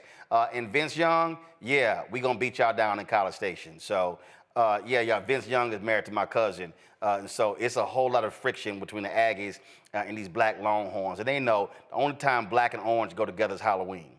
But that's how they work. All right, y'all. Support the work that we do. Join our Bring the Funk fan club. If you want to support us via Cash App, use the Stripe QR code. It's right there. You can click Cash App, the pay button to contribute. You can also send your check and money order. I went to the mailbox today. It's about 40, 50 envelopes in there. So we'll get that handle, senior checking money order to P.O. Box 57196, Washington, D.C. 20037-0196. PayPal, R. Martin Unfiltered. Venmo is RM Unfiltered. Zelle, Roland at RolandSMartin.com. Roland at RolandMartinUnfiltered.com. Download the Black Star Network app. Apple phone, Android phone, Apple TV, Android TV, Roku, Amazon Fire TV, Xbox One, Samsung Smart TV. Don't forget to also support us by getting a copy of my book, White Fear, How the Browning of America is Making White Folks Lose Their Minds. Available at bookstores nationwide. Get the audio version on Audible. Yes, I did read it, so you can check that out. And of course, get your Roland Martin Unfiltered merchandise. You can go to RolandSMartin.com, BlackStarNetwork.com, or you can go to RolandMartin.creator-spring.com. And of course, our new shirt is "Don't Blame Me, I Voted for the Black Woman." So get y'all a shirt. What's up, Doc? Doc threw me a look. She's like, I know he did not. Yes, trust me, yes. Yeah, I'm going to be rocking that shirt for Thanksgiving. I'm going to wear it all around Texas for all them damn MAGA voting fools. I'm going to wear it too. Are you going to get one of those? Yep. Okay, all right, absolutely. And of course, y'all support, download the Fanbase app, as well as, of course, if you want to invest in the Fanbase, Black-owned social media app, you can do so. Go to startengine.com, Fanbase, startengine.com, Fanbase. Folks, that's it. Y'all have a fantastic Thanksgiving. Matter of fact, let me go here. Hold on. Give me 1 second. Since we not going to be here. We're not going to be here. And so let me show the photo right now. Give me 1 second. Hold on. Where we at? Roku. Oh, Roku. 1 second. All right, y'all. So shout out my mama. My mama turned 77 years old on Saturday, November 30th. And so early happy birthday to mama. I'll see you. And you know you got to have my pineapple cream cheesecake baked. You know how this works, mama. The family get that one, but I get my own one. Just let you know how that's how. Just let mama know that we have the same birthday. Oh, really? Uh-huh. All right, then. Well, Dr. Glenn, happy early birthday. Thank you. Absolutely. And so we'll do that. But she already knows. She already on the clock. She got to have that cake ready. Uh-huh. She be trying to get out of that cake. I'm like, they ain't happening. So you know the job you got to do. So go and get them damn ingredients and go and make sure that cake is ready when I get to Houston. We ain't trying to start no static, but she know. I'm sure she's listening. She know. Loud She know. and clear. Oh, she know. She know. She know how I roll. All right, y'all. That's it. I'll see y'all on Monday. Have a fantastic Thanksgiving. Enjoy your family. And if any MAGA people want to come over, tell them they can't. Tell them go eat with Trump. All right, y'all. I'll see y'all on Monday. Holla! Black Star Network is here. Oh, no punch! I'm real revolutionary right now. Thank you for being the voice of Black America. All momentum we have now, we have to keep this going. The video looks phenomenal. See, there's a difference between Black Star Network and Black-owned media and something like CNN. You can't be Black-owned media and be scared. It's time to be smart. Bring your eyeballs home. You dig?